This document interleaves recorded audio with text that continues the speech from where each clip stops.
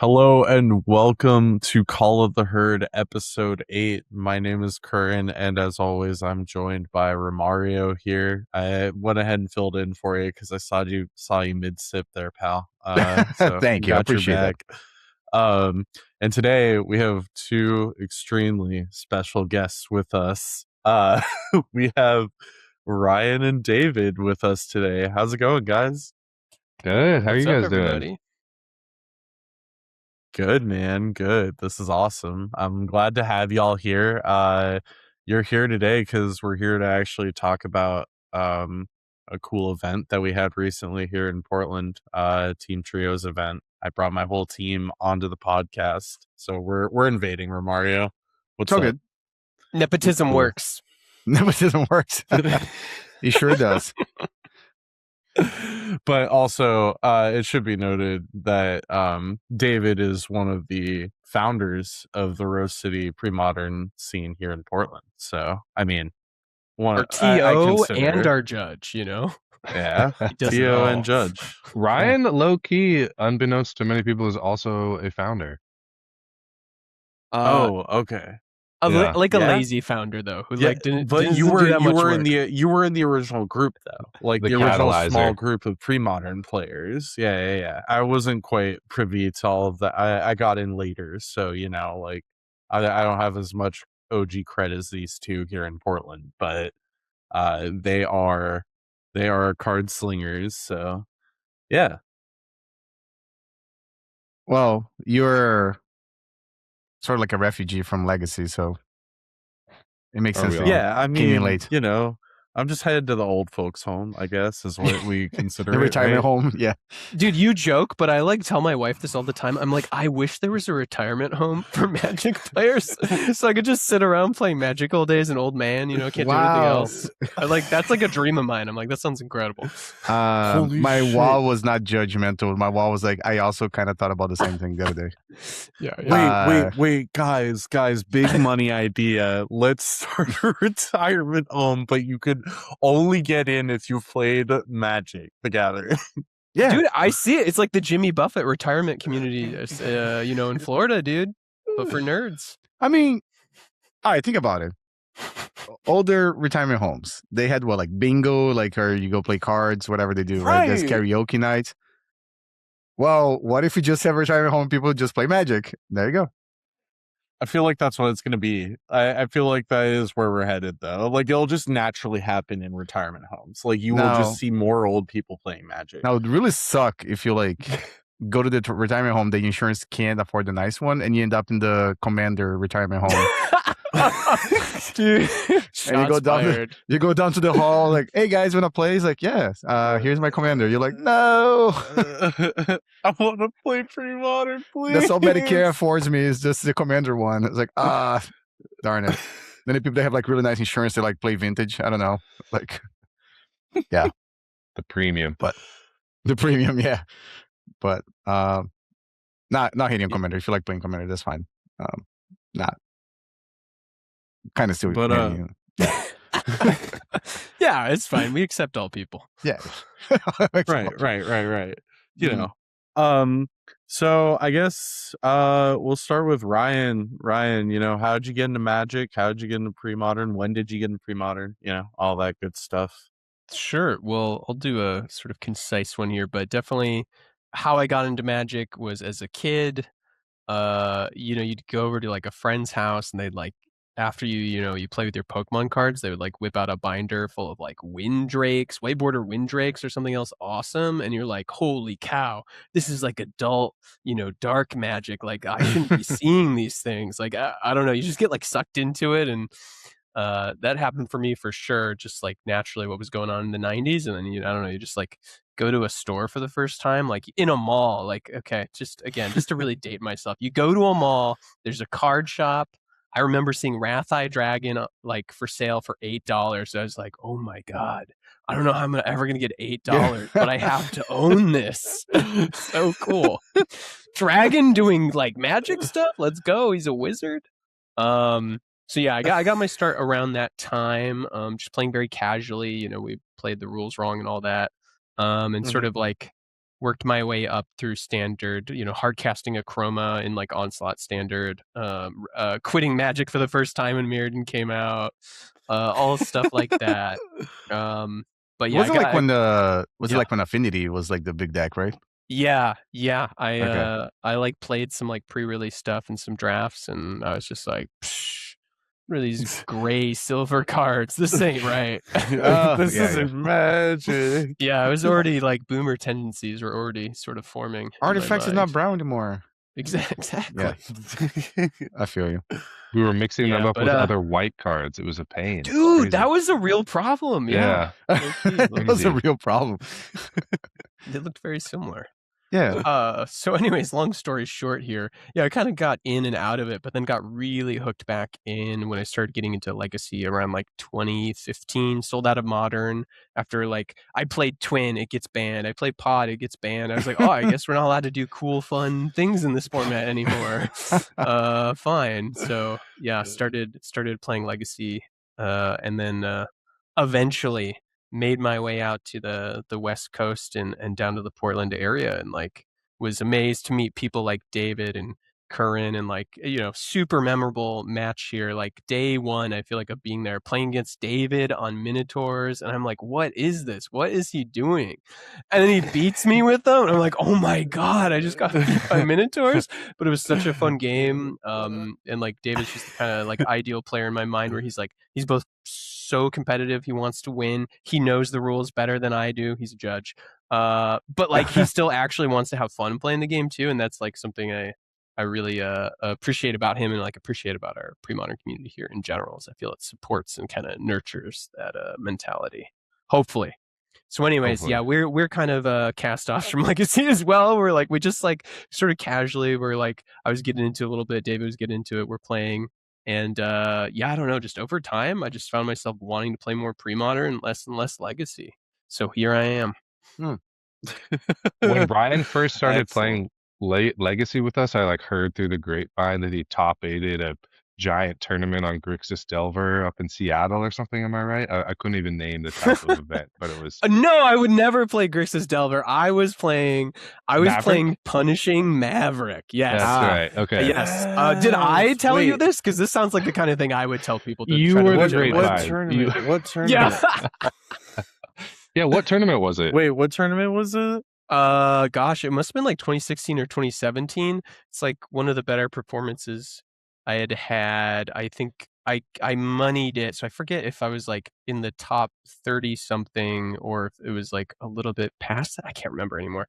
But I was just pumped that my name was above like LSV and like BDD and all those like killers. It must have been a GP that you just like placed extremely high at. I yes. think, Oh yeah, right? it was GP Seattle. And I like had the secret sauce with Punishing Maverick. You always beat Grixis Delver. I went 7-0 in matches against Delver. I could not beat Miracles though. So yeah, the dream died, but it was a super fun tournament. Yeah.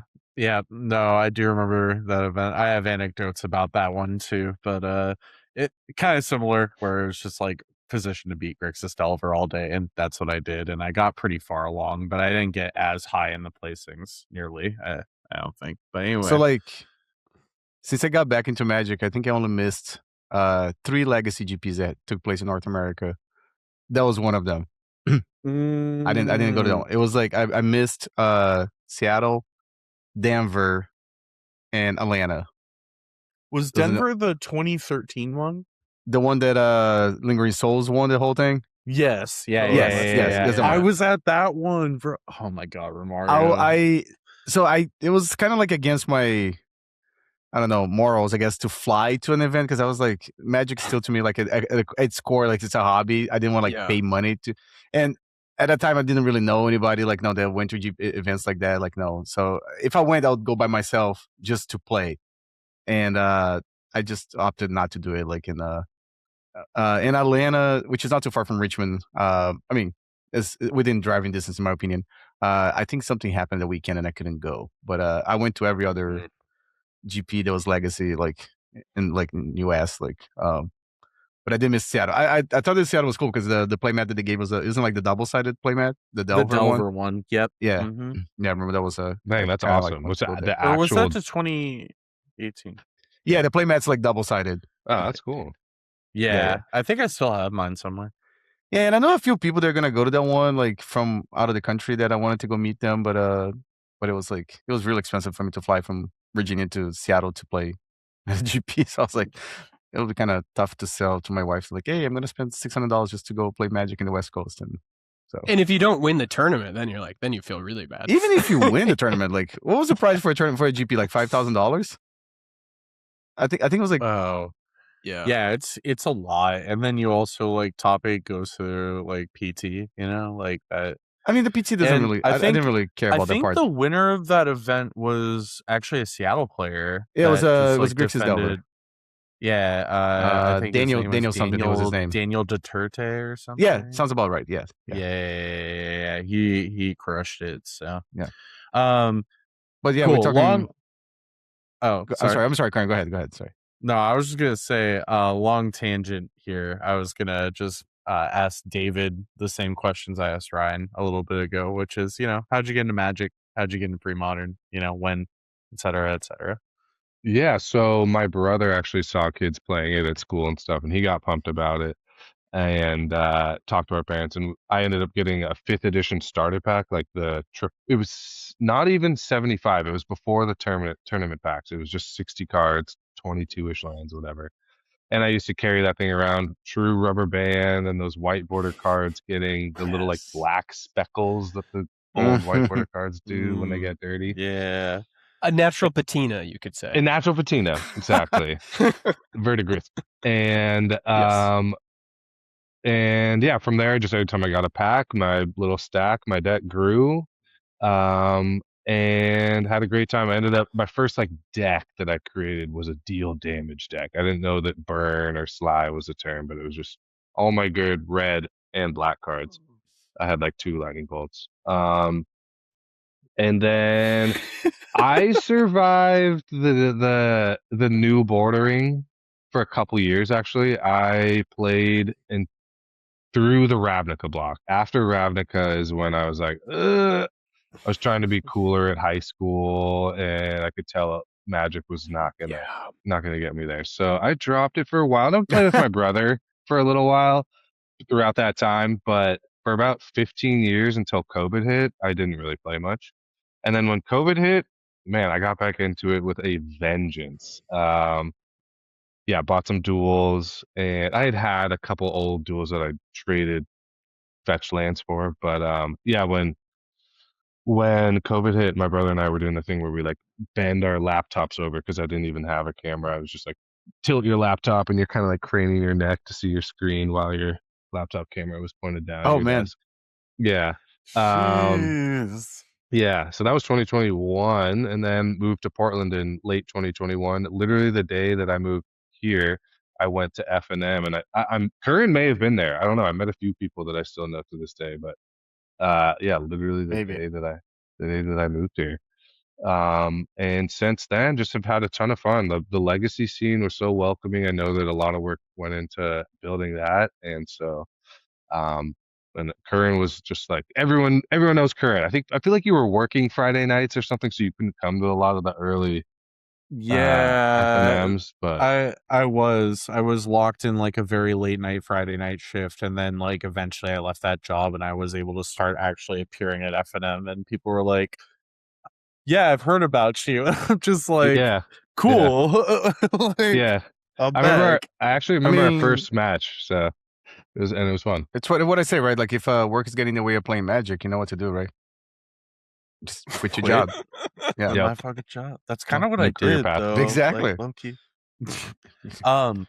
That said, wait, David, you said you remember our first match. What was it? What was the matchup? Mox was putting on a 1K, and we were kind of just like jamming on a Saturday afternoon or something. You were on Elves. I remember this. It was you were on Replenish. I was on Replenish, and a dingus, I sided in Deafening Silence as if that would do anything against the creature deck. No. And I remember you picked it up and you like looked at it and you're like, and you like slowly put it back down. You're like, I don't have to worry about that. Did you say you're playing Replenish? I was like, oops, my bad. Yeah, I was doing Colossal Sky Turtle various other enchantments that have cycling. So on their way Oh out, my gosh. I get value, and then Okay. I had 3 replenishes in the deck, and I bring them back. Mhm.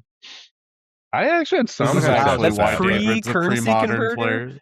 I didn't That was realize you've been doing that for so long. pre-currency converter. Yeah, that was like Okay. post didgeridoo, Yeah. pre-currency converter. Yeah. Wow. Good times. And then There was an enchantment that I think, because I tried some version of replenish. I tried 2 different ones in Legacy. One had an enchantment that I think when it comes to play, you take a permanence, and it's like a confiscate, but we're recycling. cast out. I'm sorry, what was Cast it out. again? I'm sorry, I kind of. Cast out is a white enchantment that when it ETBs, you exile any permanent. No, that's an old ring. No, but there's another one. I think you take a permanence.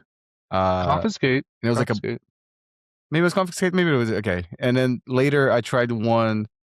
There was like a saga. There was like blue and white, and we came to play made a bird at first.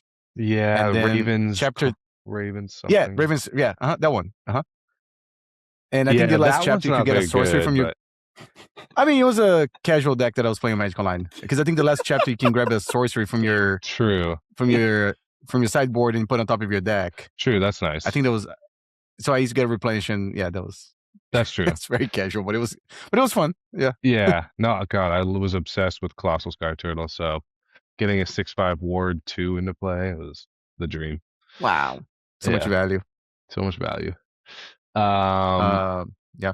But then, yeah, Ryan, I remember Ryan was like, we should check out middle school. And I was like, okay, yeah. So we did some research. Or like, I think pre-modern has a little more of a following. Like maybe we'll get some more like players to play with us if we did pre-modern. Then we landed on pre-modern, played a few games. Mose showed up one day. We played with Mose a little bit. And that kind of changed everything, like Mose showing up. Yeah. Shout out Mose. Shout out Mose. And from there, we really took off. We're like, okay, we're gonna really do this. Yeah. Yeah, Mose was just such an enthusiast about the format that he just kind of like started forcing like a lot of people to just come try the format, and then slowly converting people in time, like he was like, I've got the bag of pre-modern decks, try it out, like hand you a deck, and you're just like, okay, let's play some Magic, and then you're like, oh, these are the good brain games, and then you're in. So he was the door-to-door salesman. Pretty much. Oh, yeah. Like, actually. Before we get too far off from there, because I really want to say something. When Ryan said something about like dating myself, talking about malls, I just had this conversation the other day with my son in the car. I had to explain to him what a mall was. Because here in Richmond, we only had one mall left. And it's not really like in the classical term of the mall, there was like a building that's enclosed, like more like an open type of deal. So I had to explain to my son, like, hey, that place, because there's an ice cream shop that we go to that across the street. There's like a place that used to be a mall that they converted into like lofts or whatever. So I had to tell him like, oh, back when I was in high school, the place we go eat ice cream across the street, there was this place that was a mall that was really cool. I used to go there and just walk around and like with my friends, and then he like kind of had this blank face, like he didn't know what the hell I was talking about. He's like, you old man. Like, I don't know. He's just like, my son is 10 years old, so he has no idea. Yeah. You didn't even pay money to be in there? It's crazy. He probably said something like 6, 7, whatever. I don't know. And then called me old and like, something like that. But I just, before we went too far off it, I just remember that was funny because he was like, I had to explain to a kid what a mall was. I was like, wow, didn't think I was going to get to that age. Yeah. But, so you guys, it seems like everyone, I guess all 4 of us here kind of followed the same path, right? So played Magic when we were in the 90s, and then got into Legacy, and then eventually, I guess, discovered pre-modern.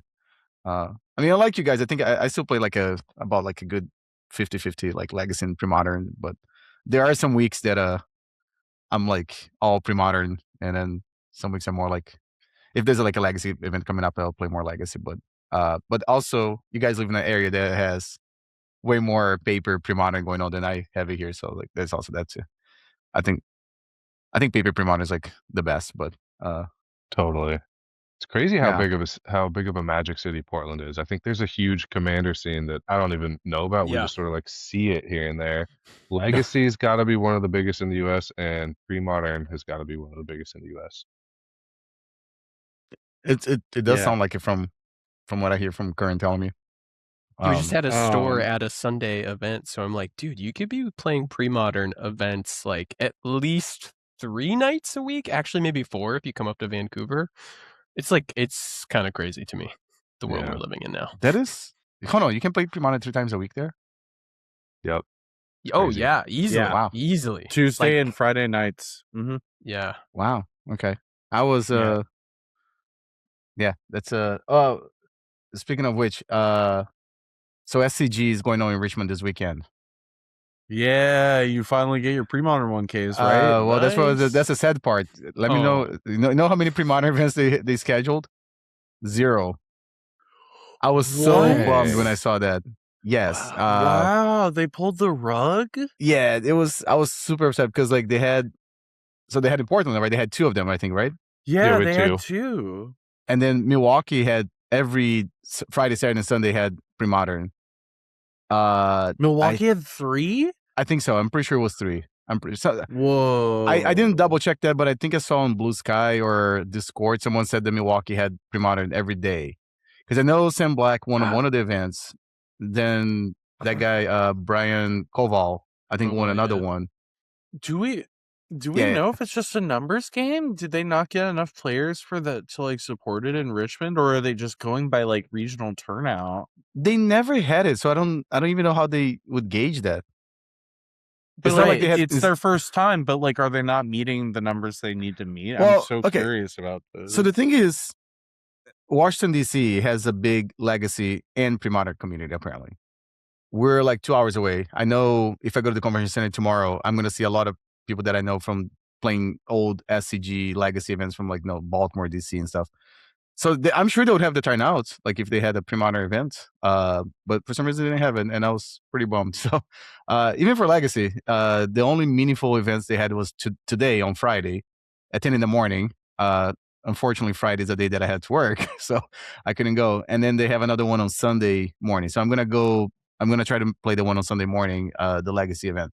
But I was really hoping to have like a pre-modern event one of those days, so I could like now go and play pre-modern at the convention center. But no pre-modern. And again, I don't know why they didn't even try. It's not like they hosted before, didn't have had a low turnout or anything. They never had pre-modern at the SCG events here in Richmond. So I was when I saw the schedule, like Richmond, cool. Let me see how many pre-modern events they're gonna host, and it was like 0. And I was like, not even giving it a chance. Yeah, that's brutal. I went on Blue Sky, and again, I avoid going to Twitter, but I was like, I feel like Blue Sky, they don't know if you should. Yeah, I don't know if they pay as much attention to Blue Sky. Star City does have a Blue Sky account, but again, I don't know how much they pay attention to that. So I went on Twitter, tweeted at them like, hey, can we please have at least one pre-modern event? Didn't get a reply back, so I was like, all right, I guess it's just it's also surprising. You would think that with considering DC's scene, that SCG would be like, hey, let's at least just try it. At least we can get a read on the pre-modern scene down here. Yeah. At such a low cost. To I'm really we're gonna run it. Yeah. They could have. I mean, they don't have to do like a 1K. They can just do like one of those the 3-round events that they do, like double up, whatever they call it. Wow, so it's just nothing. There's not even there's no pre-modern. No, wow. No, it's just I thought it was bananas. Like no, but yeah, it is what it is. I think there are a couple of like pre-modern events coming up, like in the DC area. So I might try to hit one of those up. But they seem a little more like the type of event that you'd attend if you live in the area. Like Romario, are you doing LobsterCon? No. So okay. Are you doing that? I did it last year actually. But just I have too many like weddings and stuff this spring, so I've decided not to. Isn't it like 2 years ago now, David? No, it was 2025. 2025. Was it? Draco Blast. I thought it was 24 for you. It's in the first quarter, right, or second quarter? Yeah. Okay. For people that my bad. heard the podcast before, that might sound like I'm repeating myself, but LobsterCon is just like really expensive for me to go there for some reason. like for me to get to Boston is just like really pricey, and it's also awkward, right? Because I think it starts on a Friday and ends on Saturday, I think, if I'm not mistaken. Yeah, So sounds right. it's just because I'll have to leave Richmond like on Thursday to get to Boston on Friday, and so it's just I don't think it's just yeah, it's just too much for me to, I don't know. Maybe 25 years old Romario would do it. Yeah. 41-year-old Romario, it's not for me. Priorities. Yeah, it's just again, it's just really expensive to even if I was gonna fly there, like I'll probably no. I think it was like 2 years ago.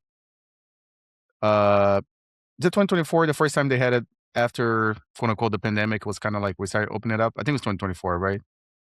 Or Maybe 2023. I feel like I hear a lot about 2023, but I'm not sure. Okay, so maybe 2023. It was the first time I heard about the event, and me too. That's the one that they scheduled the same weekend. I think Brown was having their graduation, either Brown or Yale, one of the Ivy League schools. And the cheapest hotel you could find was like $500 a night. And then I gave up on that plan real quick. That was the only time I thought about it. Yeah. Yeah, because I had a buddy that wanted to go. I was like, all right, cool. We can go. We'll split the cost and stuff. And then I was like, dude, it's going to be like $1,500 just for the hotel. He was like, we're not doing this. I was like, for a charity event. I was like, we're not doing that. So, and then I checked the year after that, and no. So, but I think it's a cool event to attend if I was I always watch the stream, and I think the guys from the rest crew did like an awesome job last year. I think totally. It's not even because we're like a pre-modern podcast here, but like I honestly think their production like rivals like Star City's like production. I think I don't know if you guys watched the stream last year, but it was excellent. There was like minimal downtime, which is like to me is very important when I'm watching paper events. I think it's Bill, the name of the guy that was doing most of the commentary. He was Billy, excellent on the microphone. Yeah, Lanny was so good in the finals, just like dissecting what was going on. He was really good. Yes, he was also very good. Yes. So I really like, I wish I could go, but it's just not in the cards for me, I guess. 2027, guys. I'm just putting it out 2027. Let's go. I think that's going to be the year for us. They're going to open up capacity. Just putting it out there now. Yeah. Oh, there's also that too, right? Because the sign up was like so short, right? It was like minute and a half. If you don't get it within like. No, it was less. It was 90 seconds, I think. Yeah, minute and a half. Okay. Yeah. Literally. Yeah, if you weren't luckily in queue, like at the proper time, you were messed up. So even if I wanted to go, there was also that part too, right? Like, no, you had to be able to sign up in that limited time period, I guess. So I pulled up the attendance numbers from the SCG 1Ks from both Portland and Milwaukee.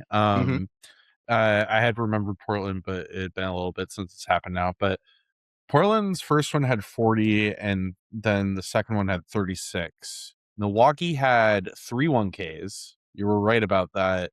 39, 41, and 27 on Sunday. 49, 21 turnout. Or 39 and 41 for the first 2 days, and then 27 on the third day. Yeah, maybe 3's too many. I don't know. Yeah, 3 might be a lot. Might be pretty overkill for the format, but like, I don't know. Like, 30, like, over 35 and to like 41, like that doesn't seem like a bad showing for SCG to cancel the event. I don't think. Maybe the math's bad on my part, but I don't know. In your guys' experience, how much? Like, what's the attendance for a 1K SCG 1K for a different format? I actually have no idea. It can be higher for sure. If you do modern, probably in way like more. The 60 to 80 range. If you do modern, for sure. Yeah. I was gonna say maybe the Milwaukee one, the one on Sunday, maybe there was like an overlap with like a legacy 1K at the same time. Maybe I don't know. Like I don't know. That's assuming that all pre-modern players are like freaking legacy players. Like it's not true. Like just because we are, Sure, like, there's a Venn diagram, but I don't know how much they. No, but also like imagine. Okay, let's say. I'm just looking at Milwaukee, right? Because like there's a drop like in the last day. That's between the 4 of us here. I think Curran. I mean, I don't know about Ryan and David. I guess I'm just assuming Curran because I know Curran personally. Curran would be the sicko that would go Friday, Saturday, and Sunday to the convention center to play pre-modern. I agree with that assumption. Me, I would probably like to do it. Wow. I'm just saying. What? Why? You're a sicko. You're a sicko. Yeah, you're right. You probably show up on 3 days to play. And no, I probably would like to go, but for instance, at this time of the year, my son's playing sports, so I'll probably be Friday and Sunday. Saturday I'll skip. So so it's probably really hard for you to get all the pre-modern, the 49 people that showed up on Friday to show up on Saturday and then show up on Sunday too. You know what I'm saying? So I think that's probably, and then if there's an overlap with another event at the same time, Sam Black's a good example, right? If there was a CDH event that happened at the same time, he'll go play CDH and then he doesn't play pre-modern, right? So fair enough. But yeah, but Richmond should have definitely had a pre-modern. I got to throw this out here though. Okay, it's great that they're supporting the format, but I will say one of the big bummers for me about that event that I went to, besides doing poorly, was that a guy showed up and he had gold bordered cards, and so judges were watching him, and then they had to interrupt the game, and they had to tell him that he couldn't play with his gold bordered cards, and he's like, "Well, I'm not gonna buy these more expensive versions of the cards, so my deck can't function without them." And they're like, "Well, you can play them as basics or something, you know." It was just I'm not saying it's SCG's fault, that's probably what they have to do as an official Wizards partner, but it was it really made me sad. It's a good reminder, pre-modern is the people's format. You don't need SCG to have a tournament.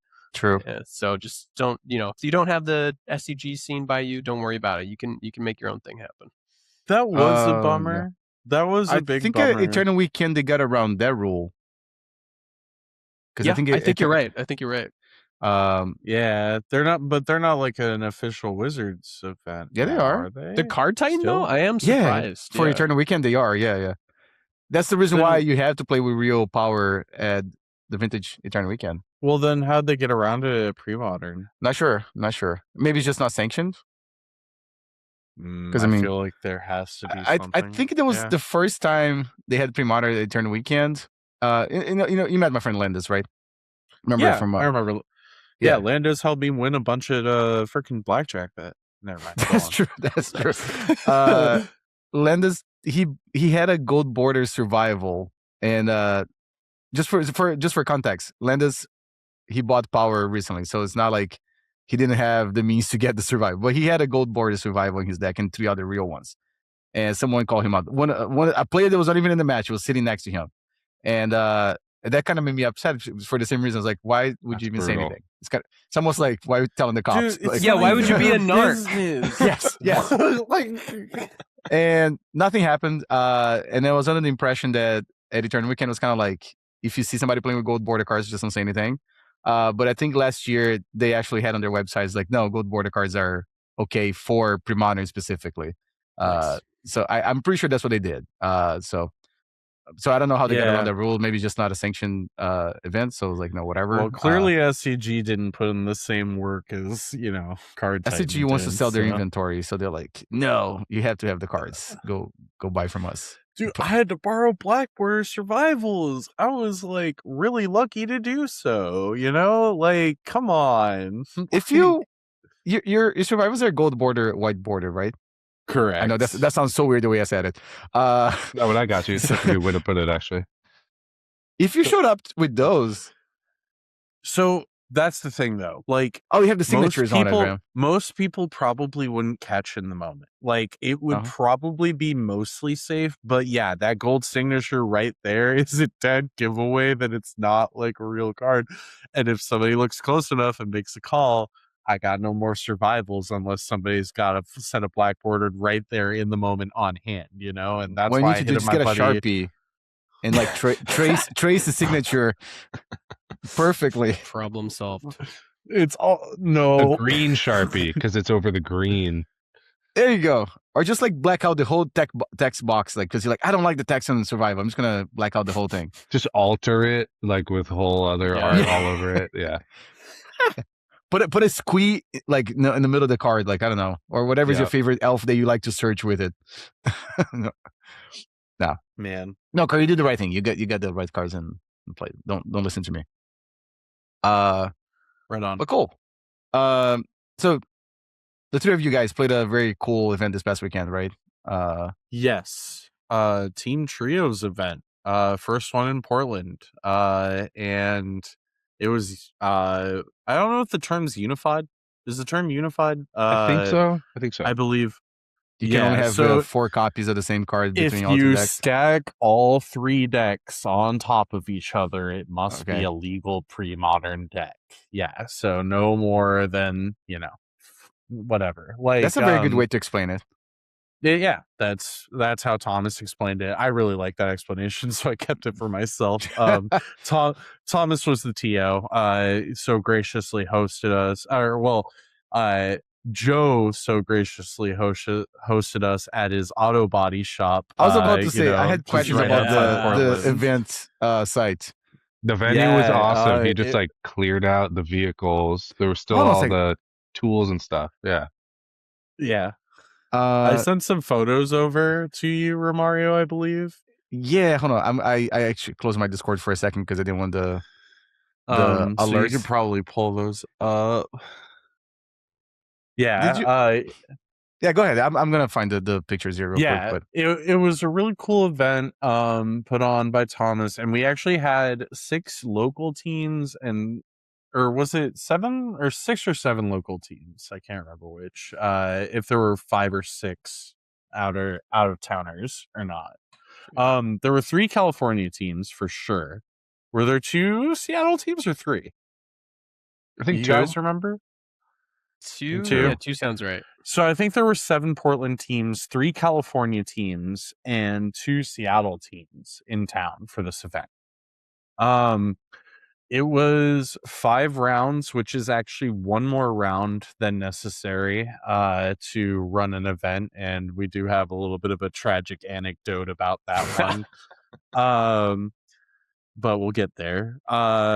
So I sat in the, or actually I should say, Ryan sat in the A seat, and Ryan was on blue-white Dreadnought. I think Romario's still pulling up photos. I'm sorry. Did I? Yeah. Did I freeze or something? Yeah. Hey, I took that photo. Sorry. Hey. Sorry, I didn't mean to. I didn't take those. Mess up the whole thing. Also great. No, you're good. You didn't mess up anything. Oh, there we are. That last one, we were in it. Yeah. Yeah. Okay. There you go. I think I got it. There's us too. I just love the one of David playing Draco. When you see the pictures, I'm looking like, okay, there's a snap-on tool chest here, some like windshield blades here, wiper blades. There's an angle grinder. So if anyone here has any car problems too, like we got it covered. Yeah. I was like, I'm just gonna pull out this angle grinder like in fix your car. Oh, look at this there we are. Handsome man here. And it looks kind of snug, but it honestly was spacious. Like we weren't overcrowded at all. I had no like elbow problems or like, there weren't problems really getting around the room at all. It was actually not too bad. All things Joe's considered. conclusion was he thought he could probably get 2 more tables in the room in the future. Mm-hmm. Did anybody mess with the lift here? No, I thought about it. Nobody messed with the lift. You thought there was about like it? a whole bunch of There was no fluid. tragic. Yeah. There you go. There we that's go. you guys here too, right? That photo is actually from round 1 too. Yep. Funny man, enough. imagine turn this fan on. All those cars just gonna fly like, oh man. Brutal. But we should pull up Brian's deck list first for East the Bay AC. Punks, yeah, they were good. They had a deep run too. Yeah, you guys want they the did. deck picture, right? We're gonna want the blue-white Stifle Knot deck photo. That's the There one. it is. There it is. All right. So this is what Ryan played in our A seat. And Ryan was kind of our crusher all day. Like Ryan had easily the best record. What was your record, Ryan? Sure. I ended up I won 3 matches, dropped 1 match. We had the bye. So on games though, I was 7-2. My only 2 losses were to Chris Toller. So hey, if you're gonna lose to anyone, the number 1 Enchantress player, I'll take it. Romario, do you know who Chris Tolar is? I have no idea. 10 arms. You've heard of it. Oh, I got questions for you then. Romario, you've heard of him. Romario, you know him. 10 arms. You must have heard of 10 arms. No. It's a joke. He was our previous guest, literally last episode. Damn, you haven't been keeping up with the pod, David. That was such a great episode. I'm a couple behind. I'm chipping away. It's so good, though. It's so good. No, but I also talked to Chris a bunch of times before we interviewed him. Like Chris was like my reference for Enchantress. Every time I try to play Enchantress, like in a bigger event, or if I'm gonna record on Magic Online or whatever, I usually hit him up first, and he's very, well, as far as I can tell, he's really, what's the word I'm looking for here? He's very happy to help me with whatever I'm asking him. He doesn't seem like he talks shop for sure. He's not hiding any secret things. I feel no, but it's not even like no, like sometimes you talk to people like they're not in the mood to talk to you, and you can tell that they're answering you just because they want to be polite. I don't get that from Chris. I feel like, no, if I ask him a question, he's legitimately answering back to me like, no, hey, these are the answers you're looking for. And no, like he does he's very, very nice every time I ask him, any question about Enchantress. And so totally, he's been such a gem of an addition to our community in the sense that he's pushing us all forward competitively, sharing ideas and whatnot, also contributing by posting our results online, but also just being such a nice, fun addition to the community. So I was gonna make a question. I was gonna make a joke when Ryan said something like, "I've got questions." We don't talk about that podcast, Taboo. Awkward. Anyways, caught. Yeah. So should we talk about the theory real quick? I wanted to talk about. I have a bunch of questions about this. Okay, all right. I'll let you guys. Perfect. Yeah. You know what, Romario? Ask Ryan so many questions. Sure. This is okay. Perfect. So first of all, what's up with the 1 source, 2 plowshares, and 3 Armageddons?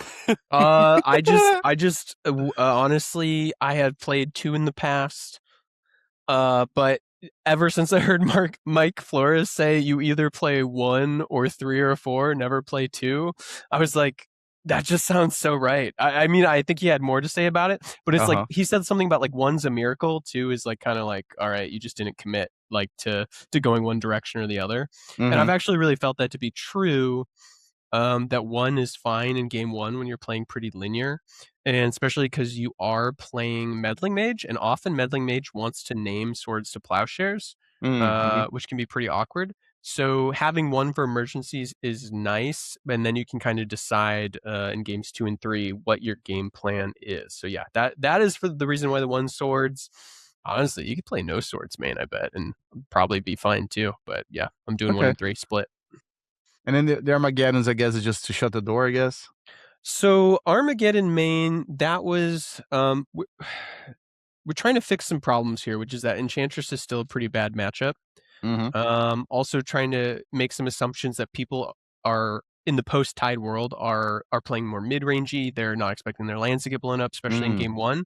So there's this hope that the surprise factor is amazing, and that it can kind of turn the tide, no pun intended, against Enchantress, since it's such a bad matchup.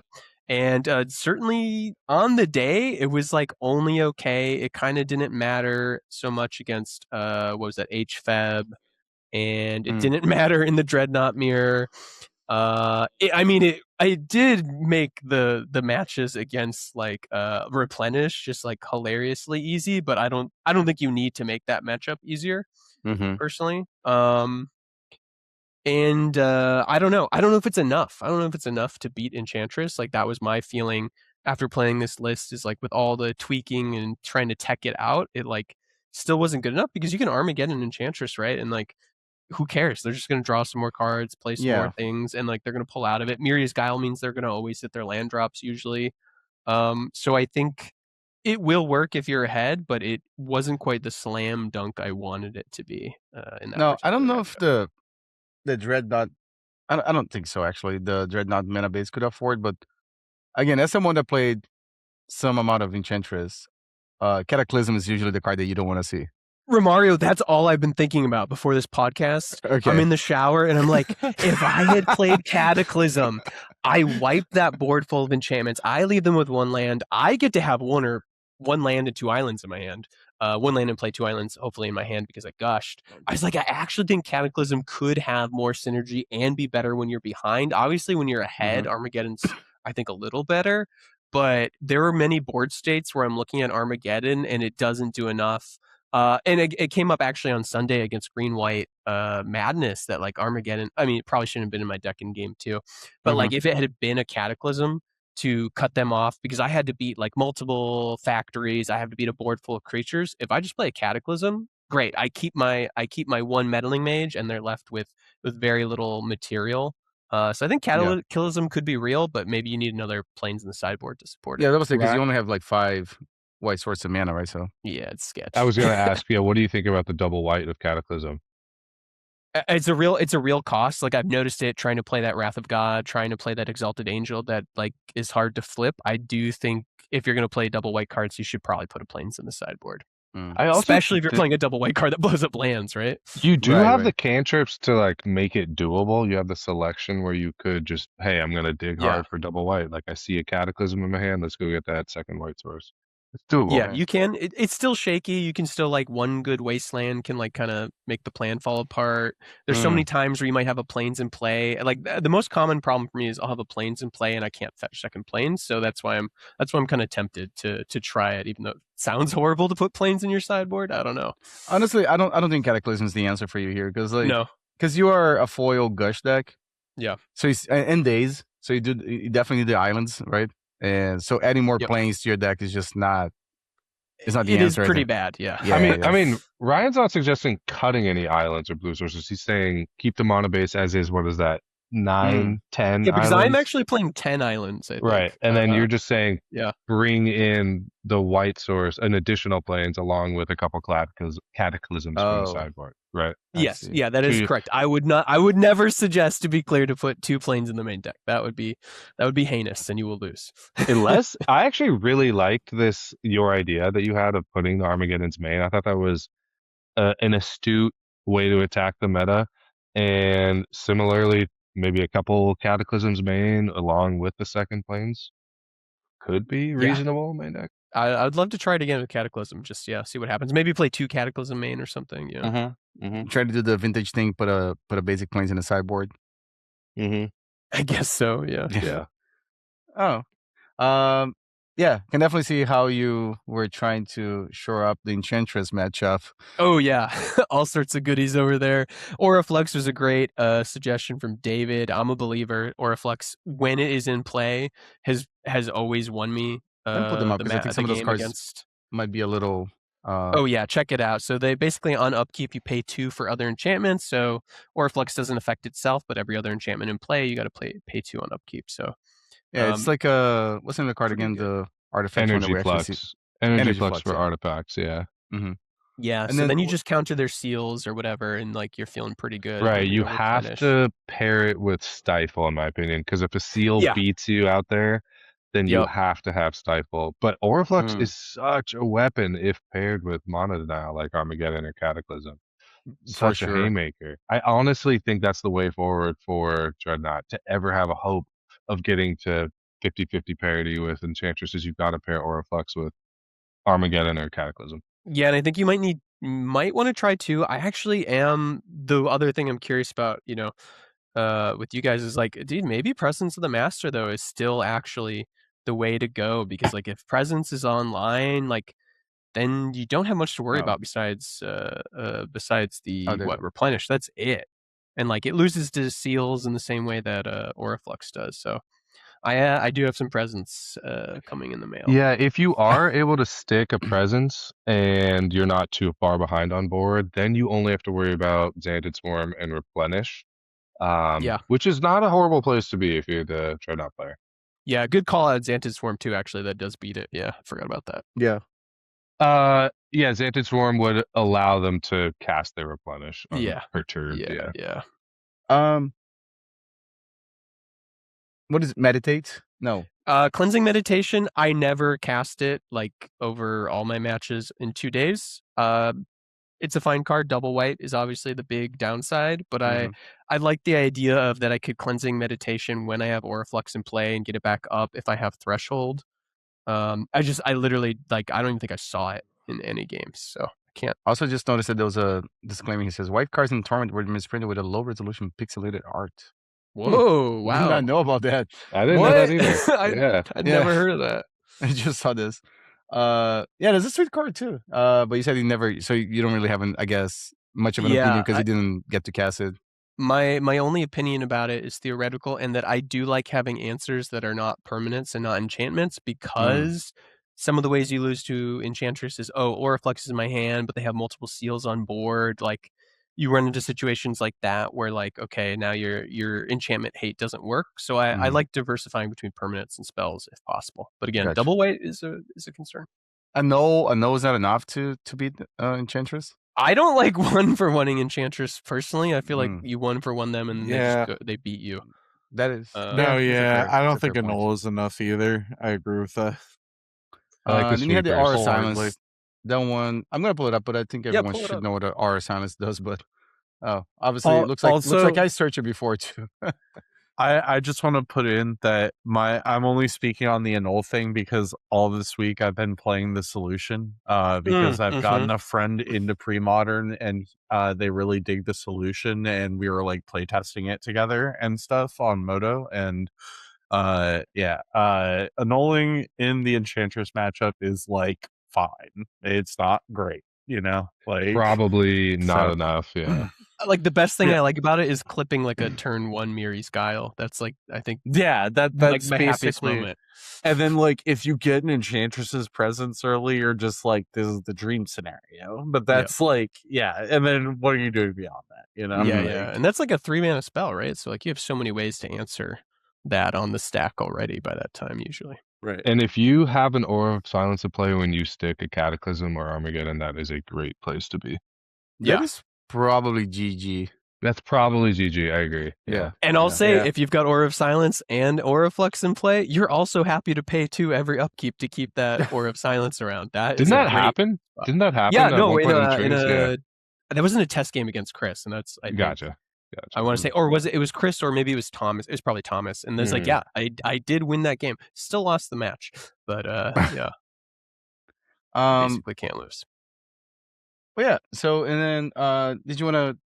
I mean, I guess some of the sideboarding here is like, we don't have to go over Hydroblast and Elemental Blast. Those are kind of Exalted Angel. I wasn't super impressed by. I wanted to have another threat potentially. I wanted to have an option against more aggressive decks that could gain life, but like, I don't know. Flipping this thing is tough. 3 mana, 2/2 colorless is fine, but yeah, I think that's like one of the more questionable cards. And Wrath of God. Like, I'm not convinced Wrath of God is good enough either. What was the Wrath of God for? Is it like, I mean, obviously to kill creatures. Again, but like, you can bring it in against Enchantress theoretically, though I think the conclusion that we've come to is it's like too slow. And by the time it's good against Enchantress, you probably lost anyways. Yeah, you can bring it in against random aggro decks, whatever. But yeah, I'm not sure Wrath of God belongs in the deck. Especially when you're trying to play Meddling Mage. There's a lot of reasons to say it's not good, and it's like kind of starts to add up. You're like, so things like a little bit of a Nombo with a Nombo. It's too white. It's kind of slow. Yeah. Also, I'm playing Armageddon, so like, there's a lot of friction. It's like, so are you the Armageddon deck or the Wrath of God deck? Because those are usually not the same. Because Armageddon makes casting Wrath of God tough. So yeah. I would maybe suggest cutting that. You could probably do better. Okay. I do like the Cataclysm, just sort of catch-all potential. Yeah. I think you got to go up on Auriflexes. If you have an Auriflex in play and Cataclysm, that's a great spot. Yeah, I think that'd be really reasonable. Like, take out Wrath of God, and yeah, bring in a second Auriflex. Have at least 2 Cataclysm. Again, as someone that likes to play Enchantress sometimes, don't do that. Just skip the Wrath of Gods. Just skip the Wrath of Gods. Don't the Swords of Plowshares. They're very good. Yeah. I hate that you have to potentially keep swords in against Enchantress. Like, it's always like such a always such a question of how many swords to keep in. Yeah. Also, they've been doing this crazy thing where they play Blinding Angel sometimes. I feel like that's been under the radar. Is that a real thing? If you take out your removal against Enchantress and they're playing Blinding Angel, no combat-based deck can ever beat that. Yeah, it's devastating. That's the one that makes you skip your next attack phase, right? Yeah, like defending player skips their next combat phase. Which is unstoppable. I'm trying to think. Well, elves, I guess you can still Master Core. Goblins can definitely kill it. Yeah, goblins and elves, true, could handle the angel. I wonder if Massacre comes out against Enchantress though. I don't know. Oh, okay, yeah, post board. Yeah, Yeah, probably. I don't think they have an answer to that. Yeah. Okay, Curran's got the answer for us. Curran is about to hit his head on the and desk. Goblins not gonna keep Jim Palmas in the Raider too, because like, why would you try to do that? True. Yeah, but they'll probably keep Siege Gang and Fanatics some numbers. Yeah. Fanatic is not killing it in Angel, but Siege Gang can definitely kill it. Yeah, couple Fanatics and a Siege Gang. Together. Yeah, whatever. Probably Siege Gang. Yeah, yeah. Siege Gang definitely gets there. So you think the I'm sorry, Wrath of God and like the Angel, you probably would not keep pretty questionable in my opinion. Yeah. But swords, how many swords do you keep in? If you're playing against Chris Tolar, how many swords are you gonna have in games 2 and 3? I mean, it's somewhere between 2 and 3, but I don't think I'm ever keeping all 4 because they're such duds. I tend to want to name them with my mages. That is where having Last Breath is a really nice addition. That does give you some flexibility. Is there a non-swords answer to both Santed Swarm and Angel that you could play? I wonder. Maybe, but it's probably expensive. Yeah, it's probably like 3 mana. Last Breath does it before Angel flips. No, I'm talking about Blinding Angel, so that we can handle. Oh, sorry. Both. Yeah. Is there some Actually, blue card that kills flyers or something? Yeah. Whoops. I want to know what Curran was breathing heavily about. Whip it. 2/4. Yeah, I'm sure there's something. Yeah, what is there a non-swords card that can handle both this and Xanted Swarm? I mean, Last Breath does hit that. Last Breath does hit. Yeah, he does hit that too. Yeah. Wait, Last Breath cares about power? 2 or less power. Yeah. Oh, okay. Okay, great. Then that's exactly what we need because that's the answer to Meddling Mage. Exactly. That's why his card is good. Okay, great. Okay, never mind. Yeah. So maybe we go up on Last Breaths. I don't know. Last Breath seems like a good card. Like, no, I think like this plan of going higher on Cataclysms. We need fewer swords. We don't worry about turn 1 Lackey as much if we have Cataclysms. Consequently, we can play fewer swords. We can name swords with Mage without the collateral damage, and then we rely on Last Breath more. And you get to keep an island in play to cast Daze. So yeah, it's pretty nice. No, I think Last Breath is a card that's actually pretty good in the format in general. It's like when White Blue Dreadnought sort of caught fire 2.5, 3 years ago with Fran working on it. Last Breath was like all the rage, and I could see it coming back. I think the deck's underrated. I mean, it was just like, dude, like HFAB you have so many tools to handle HFAB. It's obviously good into like Blue Dreadnought. It's like, yeah, I don't know. I'm just like, feels like you just crush other combo-y decks between Angel and Dreadnought. And you do get to play like the cool scrappy mage game. Yeah, I don't know. I'm a fan. One more question for you, Ryan. So Lanny dropped a white blue Dreadnought list either last night or this morning. And he was running 4 Disenchants and 2 Decree of Silence. I like the Decree of Silence sort of like go wide. I like that go wide juke because anyone who's facing Dreadnought is not going to bring in their Pyroclasms and stuff. But I don't really buy 4 Disenchants as being a way to keep up with Enchantress, though. No, I've definitely played like an a Disenchant or 2 in the main before. It's pretty reasonable, but like, yeah, I think the Decree is pretty interesting. Like, if I wasn't on an Armageddon plan, I would love to do the Decree plan. Like, develop your mana, go wide seems reasonable. Yeah, I mean, I think it'd just be for different matchups. The Sweeper versus the Decree,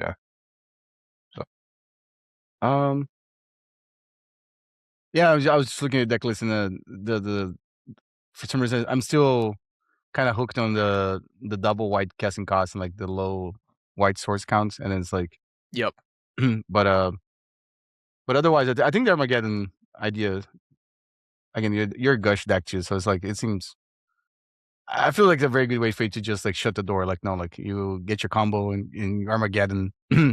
There's no coming back from that if it resolves, right? So unless you're playing Enchantress. It's like the only deck I think that can handle being Armageddon.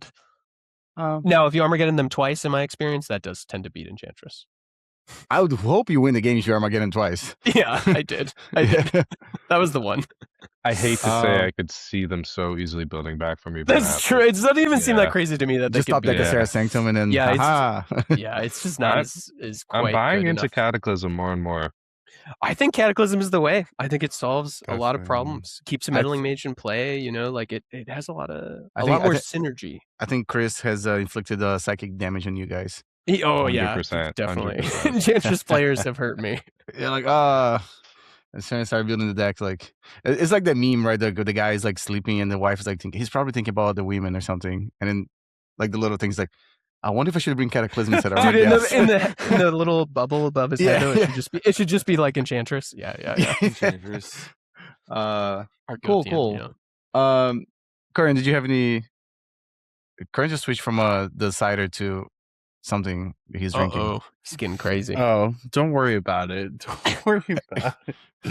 I'm just enjoying a not your father's root beer. That's nice. Yeah. I put a little assortment of my drinks over here because like the last few episodes I've been like up and down to like go get more drinks. And I was like, how do I minimize this? Oh wait, just put a few over here. So it's efficient. Like an assortment, you know. So efficient. But anyway, enough about me, guys. Oh, sorry. Go ahead. The only thing I was gonna add on about the blue white Siphonaut was I was just like really excited because like when we were testing it before the event, you know, we were at Lucky Lab doing some testing. It was just like, let's see how this theory works, you know, like stuff like that. And I think you like blew me out in the game with it, and I was just like, I like this, you know, like I like this idea, like this concept a lot. So to hear like to see you go and like do as well as you did on Saturday made me so happy just to like see that like little, you know, like brewers fruition. So anyway. Thanks. I appreciate that. Yeah, dude. I'm stoked. But we should let's go to our B seat. We put I want to hear about in the middle. Blast. So we could show the not fun version of the deck, like show the fun version. That's way cooler. Yeah. So the reason that we put David in our middle seat is because he was on our fastest deck, which is something that we thought a lot of other teams would do. But what we came to find out throughout the day was that a lot of combo players were in seat A. I think a lot of combo players were in seat A. That's all my friend Robert complained about from a different team's perspective. So that's what I can kind of return back was that a lot of combos were in seat A, but we put David in seat B. David, let's talk about the list. You know, Romario, do you have questions? Yeah. And for context, the trios tournament is like we were all every player of each team was assigned seat A, B, or C, and you were always matched up against A, B, or C. For me, that was a new concept. Right. I don't know if that's a given, but for me, that was good. And I feel like I was just gonna say, David was in CP because we thought he could help like put in other like feedback about other matches when he got done with his. That's why that was the strategy behind it. Anyway, sorry, go ahead, David. And I feel like a deck like Draco Blast that's flush with discard is decent against combo. So I didn't even think about it. If we thought opposing combo players would be in CB, you would think Draco Blast would be solid. I went 2-2. That was okay. Yeah.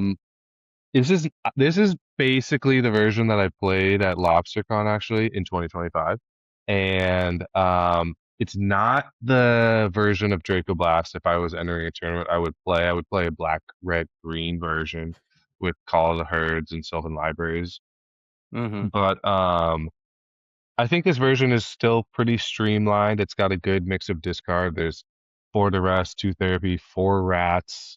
And I've trimmed down to 2 Hypnotic Specters. I could see an argument for anywhere from 0 to 3. But I think the deck is good against combo. It's a little weak against, despite all the removal between Grim, Lavamancer, Bolt, Smother, Terminate, and Powder Keg, it's a little weak against like elves and goblins and stuff. But if I find the Insidious Streams to set up the Erratic Explosion Draco pile in time, then I can hang with even those aggro creature decks. But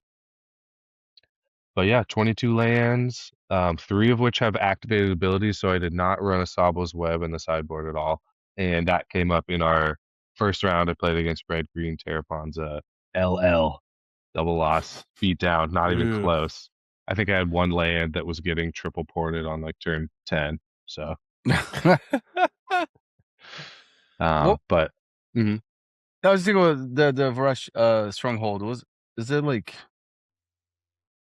Yeah, so it's only there for the combo. I've had weird niche situations where I was playing against Stasis. This is outside of the trios tournament where I uh-huh. got brain freezed and then I had a Bull Rush Oh. Stronghold in play and I was like, I can't lose. Every single turn I put a Ravenous Rex on top.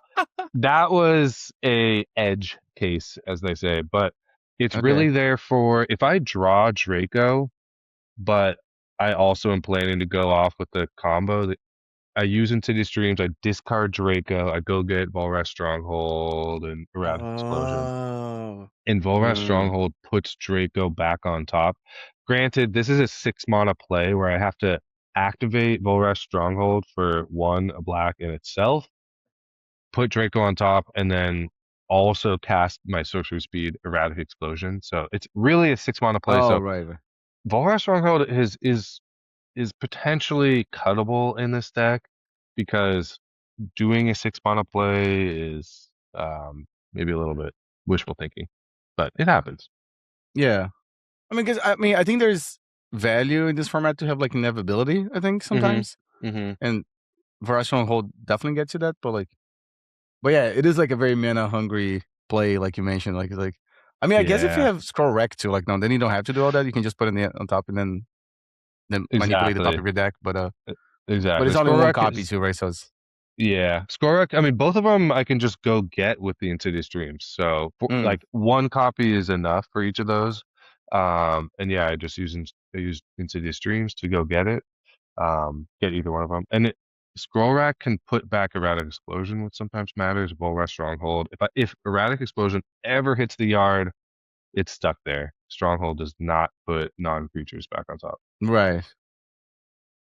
Um, Yeah, yeah. there's not many ways you can do that. Put it back anyways, right? In the green version, which I'm an advocate for, I play Reclaim, which Oh, means I don't have to play Scroll Rack or Stronghold. I can just play Reclaim. hold on. Reclaim is And the one from Exodus, right? yeah, good call. And also has a foil 7th edition version. Yep. Yeah. So my Insidious Dreams pile, even if I have to discard Erratic Explosions or Draco, either one, my Mm-hmm. Oh, it's Insidious an Dreams instant pile, too. Yeah, it's an that's good. instant. Yeah, so I go get Reclaim and then the other half of the combo, and I'm good. I was So gonna say I you can get an am a Anarchist too. Anarchist does too, right? Anarchist puts a sorcery straight into hand, actually. Yeah, Yeah. and not at instant speed. True. I don't know how to spell Anarchist. I like that. I was going to see. ask about like Curran misspelled it, but it's Reclamation fine. or something, but yeah, that makes a lot of sense actually. Also, the Crushing card Wreck from would be good, but it doesn't stack the top. But yeah. Yeah, exactly. it Yeah, was also a 5-mana card. Don't. Yeah. And yeah. doesn't help me if I had to discard Draco. Right. But it also has Uh, a foil copy, which is relevant in David deck building I considerations. I like how the original one says summon townsfolk. I know, right? What is it now? Just a A human human wizard. wizard? Wizard Boo. seems Just, sus. Townsfolk's I way mean, but cooler. come on, townsfolk to have all the tribal synergy with like the homelands cards. Come on. Yeah, Yeah. Odyssey was also townsfolk. So, in 9th edition, it became a human wizard. Okay. Yeah. All right, wizards, you win this one. It looks really cool. I definitely lost to this deck playing on Magic Online a few times. Not the same list probably, but the combo. Maybe. Do you think you still get wins just because people don't know exactly how your deck operates? Probably occasionally. Both of the wins that I got, my opponent knew what was up. I also have sort of shied away from Draco Blast since LobsterCon because I like more interactive decks, and sometimes Draco Blast just cannot interact in the right way. That it's just like removal until that combo, and that's all right. But I will say I actually had a lot of the two wins at least were very interactive back and forth. Like both players were thinking long term about their decisions, and they were fun. My losses were against Terra Ponza, the like classic red green. Terra Ponza deck, just absolute beatdown. And then my second round was against Survival Welder, one of our local legends, Wyatt. Also beat down. He's very good at the survival welding. And then the 2 wins were against Blue Black Psychotog and then Reanimator. The host, Joe, played the host of the mechanic. Yeah, the mechanic himself. And the matches were great. Like, I played a turn 2 powder keg and I was like, this thing, I have to get this on 7 or 8 ASAP because I know it's gonna have to kill Nishoba or Necroma. I'm mildly disappointed that the host did not play Metalworkers or Goblin Welders. Wait, true. That would have been Romario. Surely I sent you this photo. Sorry, go ahead. Say what? There's a photo that's relevant to what we were just talking about with the. There was. Hold on a second. No, I'm just gonna keep this card open. If there's Keg at 7 is pretty incredible. I gotta say though, we thought you were gonna have the quickest games because of your like more combo-y finish. I just resent but it. Actually, seemed like David, you had a lot of long games and matches.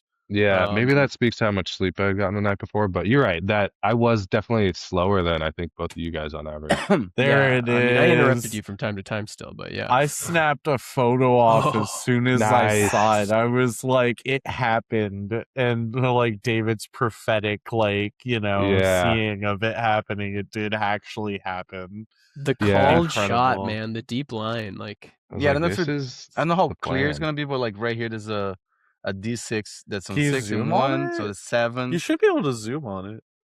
It's not Discord, but okay, but I mean, it's pretty clear. I'm sure it will be okay on YouTube, like when people are watching. There are 2 dice on it. What do you think it? There's a 6, right? 6, 7. What's crazy is what's crazy is I don't even think I cracked the keg yet. I was like, he had a Chroma in the yard or something, or Verdant Force, and I was like, I need to terminate the Nishoba and wait one more turn with the keg. Something like that. So it was, I was just like, there's only one line. David here, was locked in for this one. This was such a fun match, but yeah. Psychotalk doesn't seem easy for you too, right? Or is it an okay matchup? Definitely tricky. Because the 2/2 backup plan of Zombie Infestation is just, I cannot handle that. But no Pyroclasm here. No sweepers. Like Plague Spitter doesn't really cut it. One of the games I won, I think I lost the first game, and then game 2, I hate to say it, I got extremely lucky. I found both engineered plagues and just like weaseled my way into resolving both of them on ATOG, and then Psychotog just cannot beat that. Right. I mean, the 2 Phyrexian Furnace, I guess, they're pretty good too against them, right? In the main deck, Yeah, I think game 3 I found at least one of them. Yeah, one early and then one like mid game, and that was. I remember. I remember your Psychotog opponent just because it was a friend of a friend who was in town, and he was just like, "Yep, I'll scoop to that." Like the second Tog, just like second plague. So it was very funny. Yeah, Robert was a great player too. Is the Phyrexian Negators? Are those just for like combo? I mean, not combo, for like control decks. Exactly. Yeah. If I can, I'm only playing 2 Dark Rituals, which I had a friend be like, "You're the only player I've seen not do either 0 or 4 Dark Rituals." Yeah, I have questions about that. I want to know about 2 Dark Ritual, man, even more than 2 Negator. I'm like, what's the story there? Mean, Dark Ritual is like one of my least favorite cards to play, but in certain matchups, I could see 2 is nice. I've got 2 arenas, 2 specters. Sideboard, I've got 6, 7 plague. 8, 9 different 3-drop black things. So, like, yes, it's nice to have a Dark Ritual early, but I don't want to ever draw 2 of them. And even with the ability to like discard them 2 into these streams, it sucks to draw multiple Dark Rituals. This isn't a crazy fast combo deck. This is like control the board for a little while, deal 4 damage, then combo. So it's not all about uber speed. That being said, sometimes it's nice to answer your question tomorrow, nice to get a quick Negator going or a quick Gloom, quick Spectre. Yeah. I mean, I think from looking at your deck, like your deck might be one of the better decks that can top deck a Dark Ritual, actually. Because you do have like ways to sink the mana, right? Like, because like, well, hold on, we can't use that word here, but the aggro black deck with Carnophage and stuff. Yeah, YouTube will probably flag us if I say the actual name from the 90s. Yeah. If you draw a Carnophage, Mono black aggro Romario. I said that. Okay. I said mono black aggro. That deck, for instance, like, if you top deck a Dark Ritual, that's terrible, right? Like, it's a brick. It doesn't do anything like on turn 4. Yeah, I agree. On turn 1, obviously, it's cool because Dark Ritual, triple Carnophage or Psychomancy, whatever. Very good. But like your deck, like at least you can sink into like Skeletons Crying, or you can. Yeah. I mean, or you can dreams it away. Right. There's like 7 ways to deal with it. There's the 2 Scrying, Scroll Rack, and then 4 Dreams. Yeah. Yeah. So, I mean, in your deck, actually, almost like, again, I also like, I don't really like Dark Ritual in Pre-Modern unless you're playing a combo deck. I'm with you. But I think your deck maybe is like makes sense actually, like for you to maybe if you play 3 Dark Rituals, I wouldn't think it's crazy because like yeah, 3 was on the radar. Yeah, you do have ways to take advantage of Dark Ritual even if you top deck like on turn 5. But I think the majority of the times, Dark Ritual is kind of like not a card you want to draw, like, so it's only good like in your opening hand. Yeah, but no, I'm with you. It's in the green version. I'm playing Mox Diamonds, and I love that so much more than Dark Ritual. Mox Diamond, accelerated turn 1, Sylvan Library. Yeah, turn 2, call. So much better. Also, I'm a big fan of Mox Diamond. Yeah, it sounds. I mean, yeah, your deck looks beautiful, by the way, too. Like, thank you. Yeah, I've been going hard. This was my intro to Pre-Modern was Draco Blast, as Ryan can attest to. So were we just playing Draco Blast v Dragonstorm? Were those like our I think so. Yeah. Dude, that was a sick meta. Where I was like, oh shit, you have green cards. What do I do now? Yeah. Dragonstorm. Yeah, I was trying to play like Dragonstorm with like I had like 1 LED and I had Burning Wish, and it's not very good. Is it the dragon from Mirage that people play? No, which one? Yes, you play the 4 volcanic dragons because they're 6 mana 4/4 with haste. So occasionally you can go on the beatdown with them. The fairway. You get 1 Rorik's Bladewing and maybe 1 Bladewing the Risen as well. This is a black red one, right? That brings back dragons. I was playing black red. Yeah. It's pretty bad though, unfortunately. Like, turns out, what Dragonstorm is 8 mana. 8 is a lot. 9. Yeah, that's a lot of 9. Yeah. Oh, it's 9 mana. Modern. And were you also playing Dargaz colors for the acceleration? I did. Yeah, I did play Jund. Oh no, I gotta see something real quick. Yeah, because I was trying to make like Tinderwall plus Wall of Roots, make it happen. Which there's still maybe something interesting. Yeah. Oh, what do we got? I'm not gonna go on tangent, but like I've been thinking about playing this card for a while now. Oh yeah, I've played that a little bit. Okay, we're gonna have to talk after. Probably this. better than Dragonstorm. Cost 1 less at least, or 2 less. It's 7. Yeah. Is it? That can be all the options, is it? No. I mean, yeah. Look at how many of those creatures don't have haste. No, Skyfall is definitely messing up. There are other dragons. I agree. Skyfall's cutting some out. Yeah. But there's Bladewing, the Risen, and Dragonstorm. Right. Yeah, why is it not including Rorix? Interesting. Yeah, Rorix isn't in there. There's a green-red one from Visions too that's not here. Oh yeah. You mean blue-red, the Crimson? No, there's a green-red that really? pumps. Pumps like in the back, and then. Oh, there we go. Should be in here. What's the name of that dragon? It was this one here. I remember when I was like, oh yeah, wow, yeah, throwback. Crimson Hellkite is also pretty exciting. Not Wrathy Dragon, yeah. Lightning Dragon. Hold on, it's got Echo though, right? Yeah, you can't really. Yeah, Quicksilver's pretty sweet if you want to keep it alive, but another card. Oh, Ryan, there's your Wrath-Eye Dragon. Dude, Wrath-Eye Dragon. Look at that card. Like, how sick is that? I mean, first of all, yeah, Tempest originally, yeah. Dude, the colors are so vivid, like the red on green. Brings me back. Yo, does he have Oh, you gotta pay mana. Never mind. I forgot the Dragon type. Yeah, okay. Yeah, I guess the Volcanic Dragon might be the best option, I guess. It's just because it has haste, right? Like, if the haste wasn't so important, you could maybe experiment more, but like then you're just like, you gotta wait a Dragon. I don't know. Hold on. How do we get to the conversation about Dragonstorm? I don't remember. But Yeah. we were it's talking fine. about the original Rose City pre-modern meta. Pre-modern Origins, humble okay. Origins. Yeah. I gotta ask another question about this deck. If you're playing Stronghold, would you ever play Muse? Graveborn Muse? Yeah. Yeah, that'd be interesting. Also, another good sort of early outlet for Dark Ritual. Yeah, I am not obsessed with that card. I hate doing a 4-drop that just gets swords or bolted. Yeah, it But can You be can't think bolted, like that no though. problem. I know, yeah, you're supposed to think about the like high end and whatnot. Yeah. No, because Plus, you're playing Duress and Therapy. Yeah. It's that joke right True. before, like, no, in contemporary Magic, like, oh, this creature sucks. It dies a Doomblade. Yeah, It's like, fair. And I like it here just because you could do the Stronghold. If you do play Stronghold, I feel like there's maybe more temptation to play it because, okay, if it dies, you can just bring it back. I mean, that's a lot of mana too, so True. not amazing, but it's a good one. Might do a little more than a rat, Yeah. some matchups. Yeah, it's worth considering.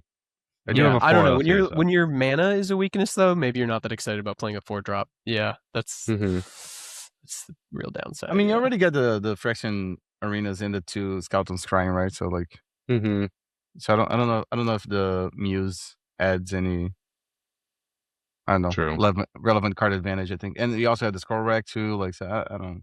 Well, those cards don't attack for 3, guys. Wait, I don't know if anyone noticed that. True. True. Which does help your combo plan. Yeah. Draco yeah, is a 16, right? Oh, it's right there in the deck pick. Oof. Oh, I was just wondering if I don't think I was just trying to make sure that people. Oh, true. A little small. Yep. So you do Back have in to, the day, I only had 1 Draco, so I had long-term plans for Decree of Annihilation or Hypnox. Hypnox was like my second best. Hypnox is a sweet card too. That is a good one. And I played was a lot playing of Hypnox Brainstorm. in Food Chain. Here's another question. How often did you side out the combo entirely and just play like Machine Head? Anytime I was facing blue, basically. And that was about it. So anything with counter spells or Portents, Vision Charm, oh my god. Yeah, getting Portented after 3 for zeroing myself. God. Yeah, they can Portent and Vision Charm you. Yeah, that's brutal. Yeah. So I did a nice little mapping. I had 7 in, 7 out. So I took out the 7 combo cards, including Scroll Rack, bring in 7 cards for Dreadnought. So that was nice. Like, hold on, for Dreadnought, do you kid the Insidious Dreams? So all 4 Dreams come out, Explosion comes out, Draco comes out, and Scroll Rack comes out. And then the 7 that come in are 2 Overloads, 2 of those, 2 Negators, and I guess the Spitter. I used to do a different card, but yeah, Spitter. Just a little clock. And you keep the Furnaces still? Furnaces are nice against AKs and Flash of Insight. Yeah. Oh, okay, that's true. Yeah. Makes sense. Okay. Yeah. And it seems like a pretty even sideboarded. Yeah. swap. I feel actually slightly favored against Dreadnought post board. I mean, that's like saying my deck's good against Delver, but I actually like the position. It threw a decent amount of testing over the last couple of years. Yeah. I feel like Mono Black is usually pretty good against Dreadnought. Like the amount of Duress, Terminate, Smother, like doesn't seem so bad. Yeah, to me. With the clock, yeah. It is good, but probably still like no. It comes down to like what kind of hand you draw and what kind of hand they draw. I think, but yeah, sure. But definitely has all the tools to beat Dreadnought for sure. Yeah. Yeah. A lot of spot removal. So. Cool. Let's see. So we got Curran's deck. Yeah. So I actually sent a whiteboarded version of the list to you just now. Nice. Is that the deck, the actual deck you played? Yeah. Well, not exactly. No, unfortunately. I'll talk about the changes, but the Moto list is also actually wrong. I realized partway through the episode, so I do apologize for that. But I'll talk about the changes here in a moment. This is the deck, most of the deck that I played. What I did was I actually ended up cutting the Quirion Ranger and the Priest of Titania, and I ended up adding a second Wall of Roots and a third Wall of Blossoms. I just didn't have a lot of test games where the Quarian Ranger and Priest of Titania were coming up for me, and it didn't really affect my performance that day, to be honest with you. So, like, I don't know. And then the sideboard, I don't have the 2 Wall of Blossoms in there. I don't have the second Tormod script in there. I have 3 Winter Orbs instead. But other than that, that's and then yeah, that's it. That's everything. Hold on. Do you stick to just one bombardment? Yeah, I did end up sticking to 1 bombardment. The old list had 2. I ended up doing a 1-1 split between Goblin Bombardment and Sylvan Library. I found that the second bombardment just was like a little too redundant for me, for my taste, maybe. And that there weren't a lot of use cases for bombardment for me. So I don't know. Curran, did you ever get to the situations that like opponents at 5 life? Oh man, I really wish I could finish this game. You know what card does that? Goblin Bombardment. I don't know if I had a lot of those. And I'm also, gonna be real really cool with too. you. Like, okay, your opponent's like, oh, I'm about to wrath the board. Oh, how about you just take 3 or 4? Like, I got good uses out of the single one that I used, but like, I don't know that I want to. Okay. I don't also know like that I'm there. That 1 week that I was playing this deck, something kept coming up was like, I have Genesis in the graveyard and Bombardment in play. Blue decks have a hard time beating that. You're gonna source this thing? Don't worry, Genesis came up in my day. Genesis, now that's a good card. Yeah. Yes. Now, round 1, I played against blue-white control. I got to do the Genesis Settlers loop with Anger in the Yard. It was disgusting. It was 2 lands a turn. Just take them off it. And just like, that was all I did with my mana on like all the turns I was doing. And it was like, yeah, cool. Absolute Just lock. pressure you in the meantime. Like, Yeah. Pretty good. Like, that said, I did not have as good of a day as these two. I had 1 win, 1 or 2 losses, and 1 draw. And the draw was in round 1 against the same blue-white player I just told you about. No, was it draw? A draw was a draw because your teammates already had finished their games. It was a unintentional draw. Turn 5 rolled around. We were not able to finish the game. I was gonna lose. I'll tell you that one right now. But I said, okay, it's round 1. We're drawing. It's turn 5. Like, she had deployed a decree of justice for like 3 angel tokens, and I was at 24. So like, what are we doing? Like 2 turns. But that was on turn 4. She deployed the decree, unfortunately, and then passed back to turn 5. So, but then I won against Moneyball Black, I believe. And then round 3, I lost to Goblins. My friend Justin, who came up from the Oakland area, actually, I've known that kid since 2014. So it was really cool to like, I haven't seen him in years because like we knew each other through Legacy for a long time, and he fell off Legacy in like 2021-ish, 2022-ish. Like, he kind of kept up with it, but I don't think he played at all.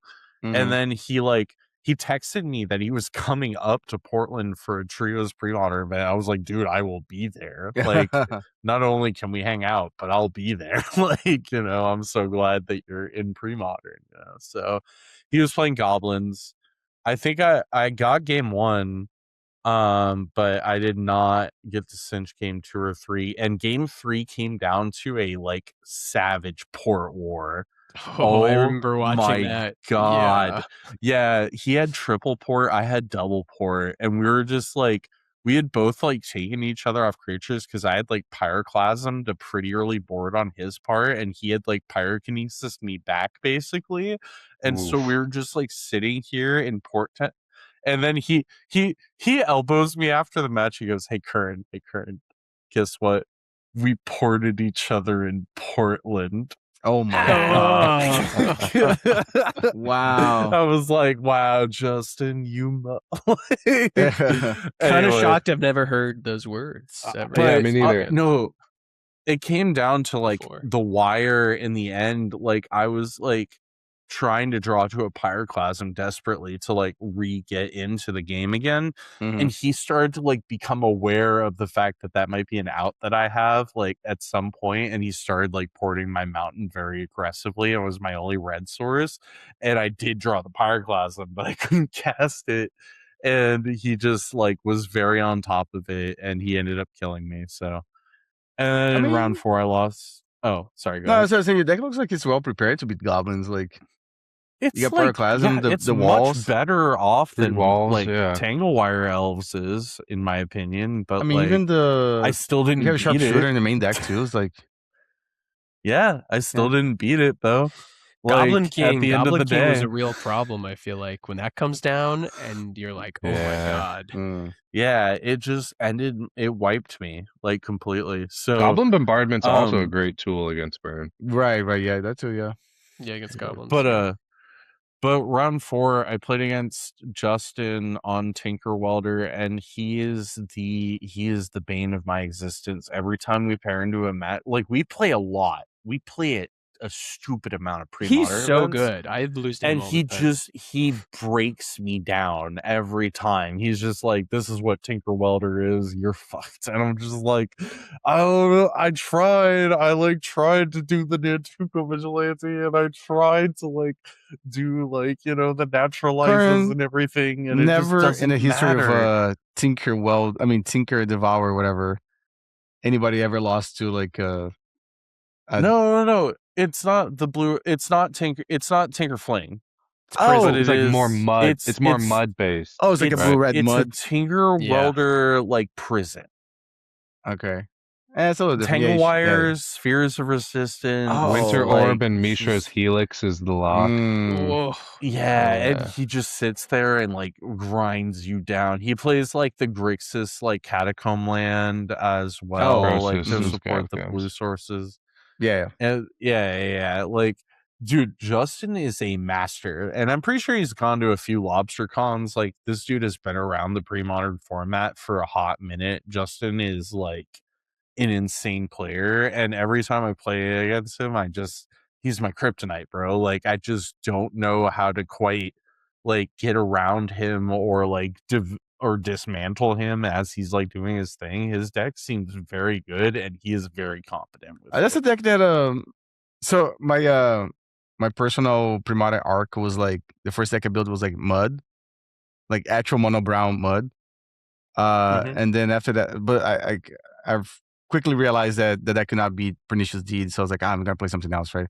For anybody that ever watched me streaming Legacy in the past, like my logo used to be a metal worker, because I played a bunch of mud in Legacy for a while. So I was like, well, what's the next deck I can play? It was like probably the deck your friend played, like the blue-red mud. Prison. So I built that in pre-modern, and I played one of those monthly webcam events, and ended up being just the one and only I played. And I lost in the semifinals. And at that time, people were like, oh, this deck's not really like a real deck. And I was like, no, I think it's still good. And so I made it to the semifinals. I think the deck is a real deck. It's just that probably doesn't have a lot of people that like play it. But I don't think it's I think Neo Mushroom was recently playing that deck like on his stream too. But it might be the case it's just a deck that people are not aware of, and then you get caught off guard, like, no. Except for it's not even that, but it's not even that in my case. It's like, I expect to see this dude every single time I go to an event. I still can't beat him. Like, he's just that good. Have you thought about bringing no rods? No. Should I? I mean, is that a consideration? Yeah, the deck's full of artifacts that tap for something. I don't know, because like, Welder, like the Welder Tangle Wire locks though are like pretty good. I'm just saying. I wonder if that's Meltdown is the move, because Meltdown can still kill a Dreadnought. Meltdown would be real for that matchup, right? Because then you don't lose ground. Is cooking. Yeah, you don't lose ground against Dreadnought. That is true. Yeah, but I will say this. I hate this deck. I think I hate this deck. Like, I actually, like, the Settlers thing was cool in round 1, and, like, this deck does some cool things, but I just think I don't like it. You mean your deck? This deck doesn't look like it presents a lot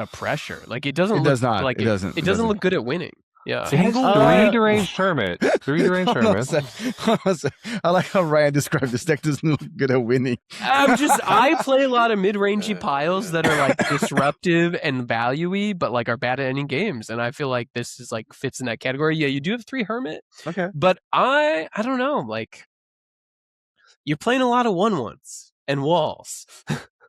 Yeah, I know it's like it looks worse on paper maybe, but like I would rather play Tangle Wire Elves than this. Like I would rather play like just the full suite of everything, try to present Priest of Titania and cheat way faster. But maybe again, I haven't spent a lot of time in this format.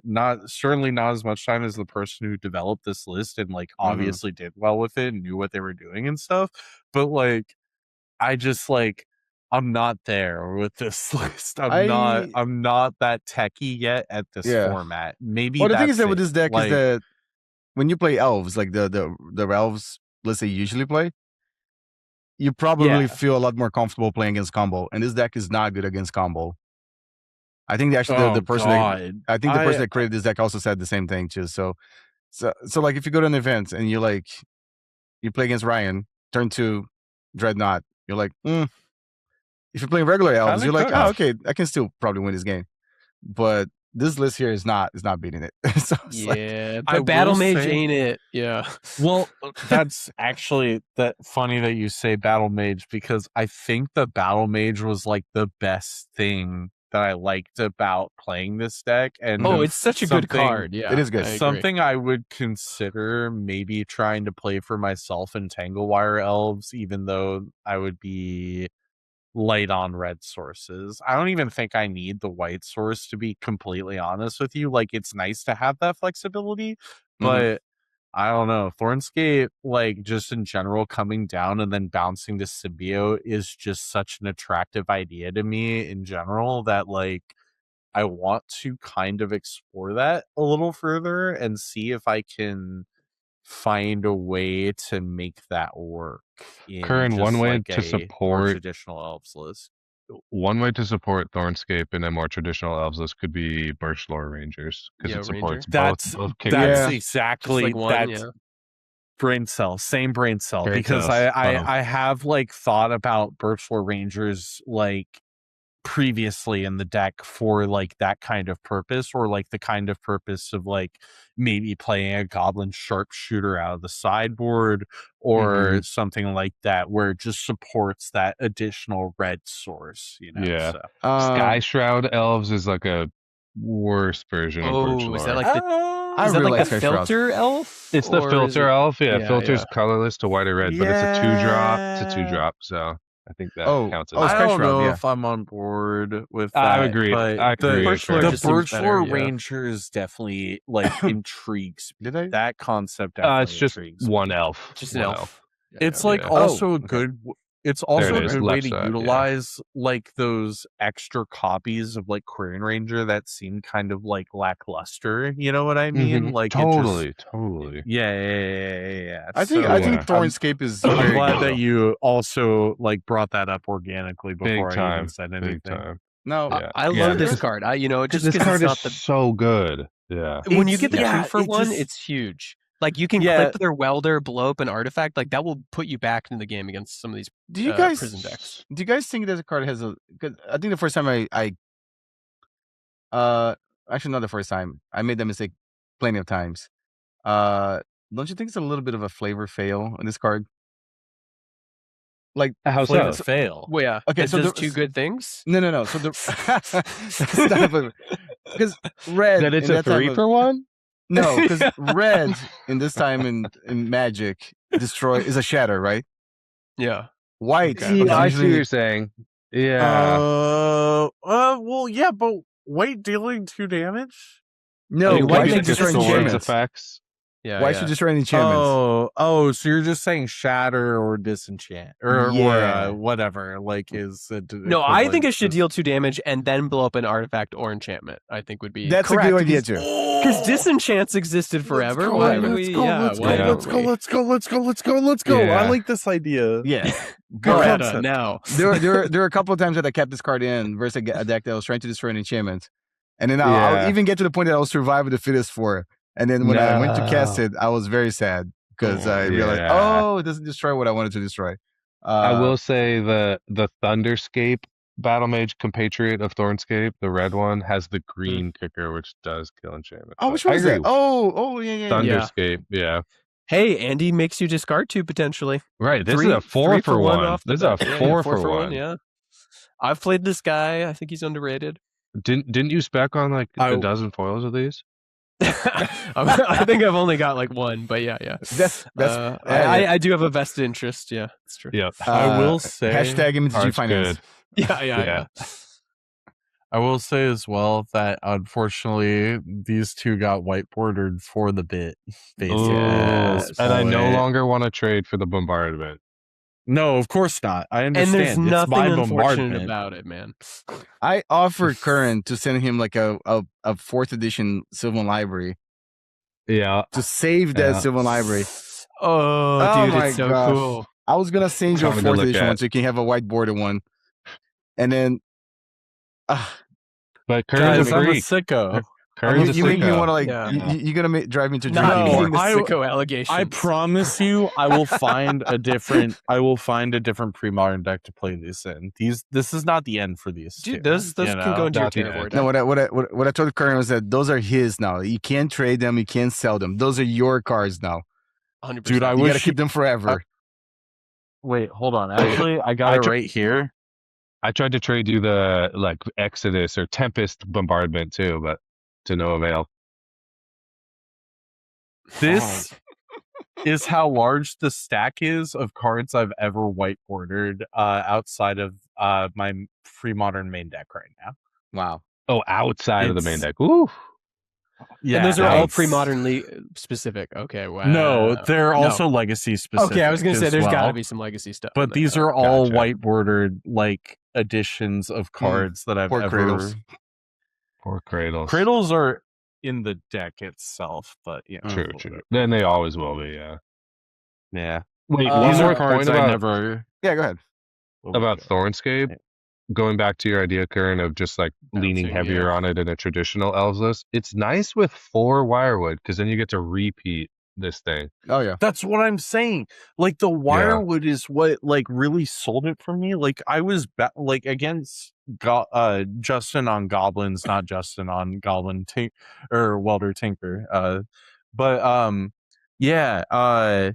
like it was just like coming back down and like just taking one goblin out at a time, and it made him concede game 1. Like it was just like it was totally clutch. Like I love that card and I think it's sick. So I want to try to make it work. Yeah. Question for you, Romario, is good. Yeah. Curran has been hating Winter Orb. I love that card. I forgot about that. That's because I'm a baby. I want to know what you think about it, as well as why not squeeze in some number of Tangle Wires into this list? Oh, like in Cradle Control? Mm-hmm. No, I don't think so. How come? Not in Cradle Control.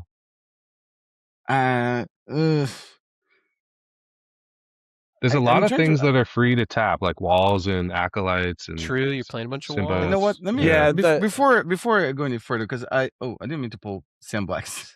But I think on the list that I played. Trickery. I political think trickery. Oh, it's one of the videos on my YouTube channel. It's a Stone Rain. Didn't you know that? Yeah, dude. With Undiscovered Paradise. It's that's what I did. Yeah, I've been brewing that for a couple of years. Yeah. Okay, so I did have 3 Winter Orbs in the list that I played. Yeah, but you had no Tangle Wires, and I'm curious your thoughts on both.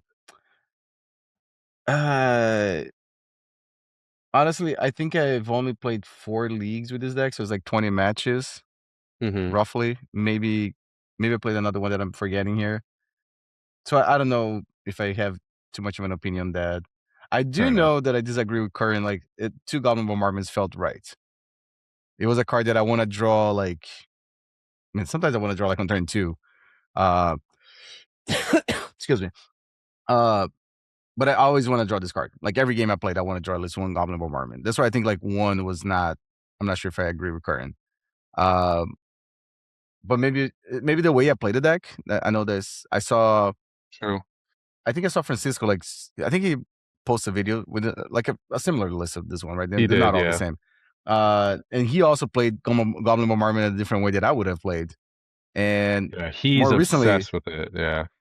No. More recently, I saw Caleb Dorwood. Like, he was streaming some version of Creative Control too, and he also played different than the Francisco and I played. So maybe Curran's also playing the deck like in a different way. So like that, I kept thinking about Goblin Bombardment as a way to like close out the game. And I think that's the way back to Ryan's point of being like, how does this deck win? Right. I agree. I agree that Goblin Bombardment is a great way to close the last amount of damage, and that's exactly why I want to play it. But like, I just like, I think I had a few too many games where I just like ended up on multiple, and I was like, why do I have multiple of this card? Like, maybe that's just anecdotal. I'm not sure, but I mean, like, I don't want multiple. I just want one. Like, why? And also, it's hard. Two is a dead card. Yeah, it's hard to say no to Sylvan Library too, and that was the sub you did. So I like that. Yeah, like Sylvan Library is an equally powerful enchantment. Like at 1 and a green. They're very, very different in this case. They're extremely different. But like at the same time, again, it's still like something powerful I'm doing, and like true. It's objectively powerful, like at any point in the game, where Goblin Bombardment is kind of like a late game, like I want to play around, the removal and everything. It's not Goblin Bombardment early to me just feels like, I don't know, lackluster. It's like I don't want to sacrifice my early board at all, like unless I am forced to otherwise, It is a dead card in a handful of matchups for sure, especially early. There's also sorry. No, it's true, because seem huge game against goblins, though. I will say that. That's all. Yeah, it would have been a huge game against. I don't know if I hit the Sylvan Library at any point against Justin in that day. Anyway, like I'm not sure if that. I do think the natural bombardment actually did come up. So who's to say? Maybe I'm just insane at the game, and like other people just aren't built as cool as I am. We already know this to be true. I mean, I don't know. Sky Shroud Poacher, Goblin Bombardment, pretty good. Sharpshooter Bombardment, pretty good. I don't know. There's, I think, I just like the card, I guess. I swear this is gonna be the last time I'm gonna refer.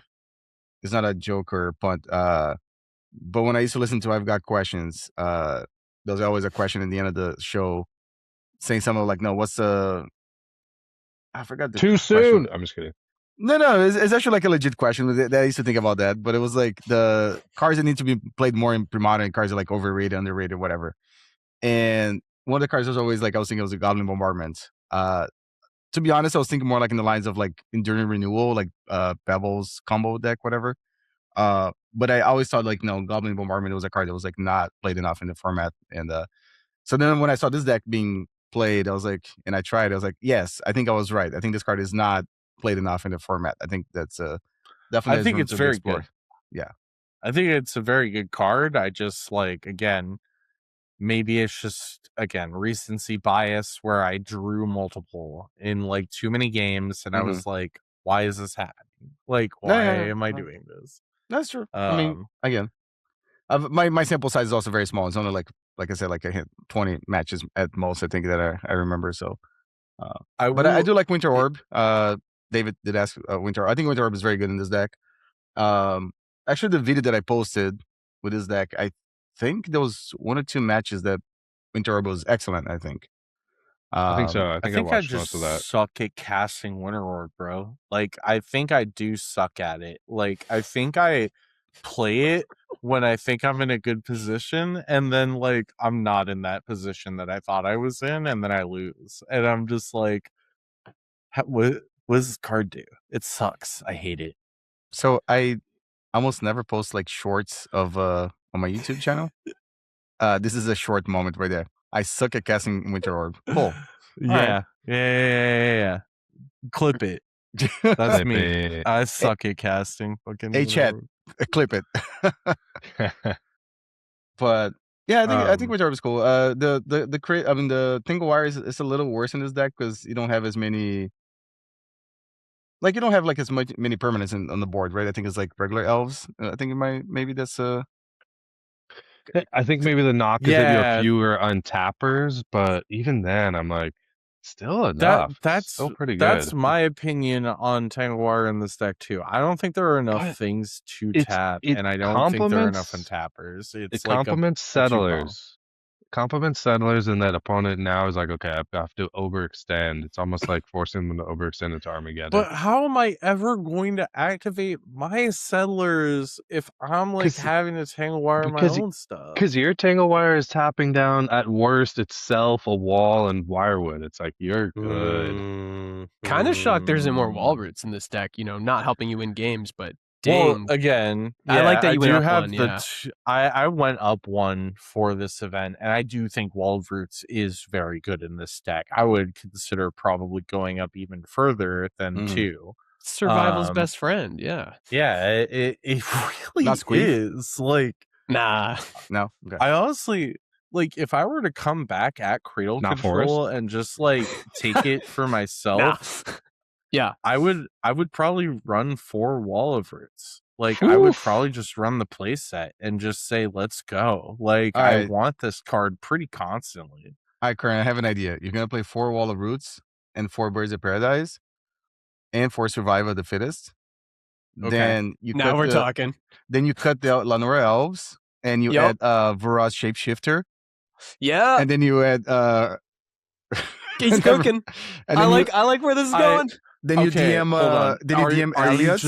Elliot will like give you a little quick guide on how to play. Actually, I do want to play HFEB. HFEB looks gross. Like HFEB looks so fucking good. Like you could play HFEB. You have the brain power for it. I believe in you. I do think I'm starting to wrap my head around it, just playing against it more, and just like also like I got to sit in with Elliot, watch him do a whole challenge where he won, and I was just kind of like watching him beat like Furnace and like Crypt and like all this stuff, and I was just like, why am I not playing this deck? Like, why am I not just playing this deck? Like, and that is honestly my next quest for the next monthly. I want to show up playing HFEB, and I want to be gross at it. I want to be like good at it. You want to be gross at it?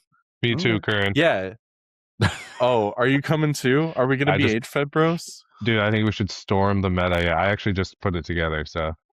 Okay, sick. Yeah, you and I are gonna probably both top 8 then, like already done. Like I honestly like watching Elliot play, like all these problems come up and then he's just like, nah, this is how we beat it. And like if they do this is how we beat it. And if we do this is how they beat it. Then some people are gonna listen to the podcast and you're gonna get blind cabal therapy every round.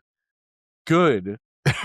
Like I was testacular on elves on Moto for years. Do you think I'm not like callous to this shit? Like people will like cabal therapy me and be like, read some Zenith, and I'll be like, cool, bro, you looked me up, good job, like whatever. Like here it is, you get it. Like I'll play on hard mode. I don't. They're gonna need it, man. I'll still beat you. Like nothing.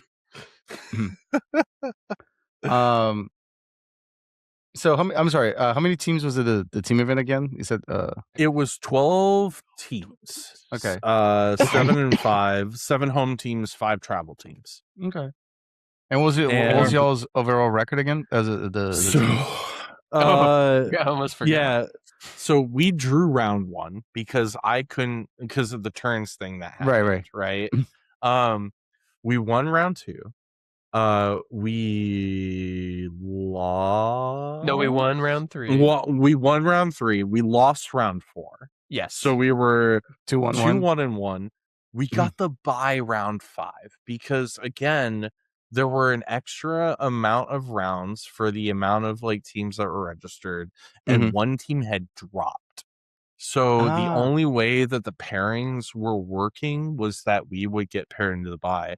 However, this did not like serve us in any way. It turns out we bubbled out on 5th place when it was a cut to top 4, Right. as one of the only as the only 10-pointer team that bubbled out.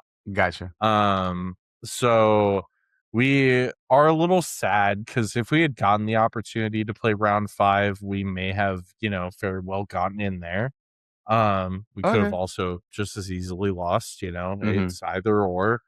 But the amount of rounds was preset by the TO. We just kind of had to roll with it, and it is what it is. Like, it's kind of karmic justice, right? Like, if we had buyed into top 4, I'm pretty sure some other people would have been super upset. Like, Chris Wouldn't feel Tolar right. Yeah. was already like at Thomas's ear when we got the buy. Like, I can't believe like a team's gonna buy into top 4. This isn't really right. Blah blah blah. Like, I walked by listening to it. Sorry, Chris. I did hear like part of it, but I walked outside because David and I were tossing around the football in the fucking automobile lot with glass everywhere. Y'all just surrounded. There was like a whole like rack of glass that we could have there's like a rack of broken. windows essentially, dude. Yeah, but we were tossing around the football. It was a good time though. We had a good time. We were responsible. So fun. We did a great time. Yeah. One of the best events I've played at in our modern history, in my opinion. And you were saying, Curran, the app kind of failed Thomas. Like the software we've been using on all of our tournaments really struggled in this event. I guess because of the trios or something. What tournament? I mean, what software do you guys usually use? mtgarenaspot.com. Yeah, it's bad. I guess one of the stores here in Richmond, they our legacy and we don't really have pre-modern anymore, but we used to have pre-modern. Both of those events were unsanctioned, so they used to just use like a website for it. And I remember the first time we used one that was not very good. Apparently, it was more like for chess, I think. Yeah. It wasn't even. I wasn't even involved with that. I was involved more like in I keep track of the points and stuff for their leagues and stuff. But the actual tournaments, I don't do anything. One of the judges in Richmond suggests to use that website, and then we quickly figured out that was not working out for tiebreakers and stuff. And then someone suggested a different website, and that one works perfectly. I'll DM you for that one later. I'm curious. But, yes. But yeah, I appreciate Arena App Spot, but yeah, we're definitely in the mood for something else. I think Arena App Spot it's got was some just like benefits, but yeah. Mm-hmm. It was like, nah, dude, why do you need a 5th round? Like, we have, 12 teams here. Like, you don't need a 5th round. I thought the buy gives you the perfect tiebreaker on the round, but I think it should, but okay, actually, so yeah, I can explain that. It's because the team that we had been paired against didn't actually fully like exit the event via the software. We were still paired into the drop team when it happened. They asked to drop, and Thomas couldn't drop them on the app. Yeah, the app. Oh, okay. So that's not information that I had, but the team wasn't able to drop, so they just reported it as a 2-0 win for us against the team. Oh, so it wasn't a buy. It was just you guys just didn't play your opponents because okay. That's a different story. We got the worst it tiebreakers. Didn't actually help our breakers by any means. Right. It just gave us the match win. Okay, so so that's not by Curran. Okay, that's different. Okay, I got it. It was worse. It's like your opponent didn't show up. Basically. It would. Yeah. Sorry. Okay. Well, I mean, like, technically. Okay, that's fair. That's fair. It's technically not a buy, but like, in the system, Okay. That makes more sense for how you guys bubble out then, because if it was a real buy, which I don't think would happen, then you'd have like perfect tiebreakers there. But we would have been in there for sure if it was like a real legitimate buy. I mean, it still sounds like a very good day, like playing totally. Magic. Also, one last thing, Thomas, if you're out there, if you can hear me right now, sorry that I was getting distracted with the football while I was supposed to be judging at times. So, Oh yeah. Oh, yeah, sorry, Whoops. Thomas. We got really carried away and we're having a good time with the Yeah. football, buddy. It was really fun, and The vibes were a little too good. the vibes vibes were too were good. just too So, insane. thank So- you. Judge. Oh, I'll be I more dropped a locked in pass. next time. Were you the only judge there? There Rob was was another there. judge. Rob was there, yeah. Yeah, Oh. Robert felt- was I felt like I could afford to be a little loosey-goosey, but Gotcha. yeah. Yeah, I mean, It was a really fun event though. Like, it was super good vibes. It was also catered by a restaurant that another pre-modern player owns. Had opened up with his partner. And it was catered sandwiches and macaroni salad and chip stuffs, and they're just absolutely insane. what's the name of the restaurant? Dream Deli is the Dude. name of the place. Dream So- Deli. It's like if you want to taste like a sandwich out of Florence, go to Dream Deli. Like this is just primo. Dream Deli in focaccia. Portland. Oh, yeah, wow. yeah, that's it. That's the Okay. spot. Yeah, this is the real it deal. just opened up, dude. This is 5 blocks away from where I live. I I'm walk so down jealous, there. lucky man. dog, yeah. Ugh. I Oh, go cool. there once a week, and I go there on Thursdays because they do a porchetta special that is just out of this really? world. Oh, I didn't It's even know. so good. Porchetta. Guys, I Oh. literally was dreaming about this food last night. I was dreaming about Dream Deli. For real. Dang. I just This is our Dream Deli no plug. cap. It lives up to the name. Like, No cap. It is Yeah, so good. for the It is kids. stupid good. In between like Um, Armageddon Cataclysm, he's like, the deli. I was like, Yes.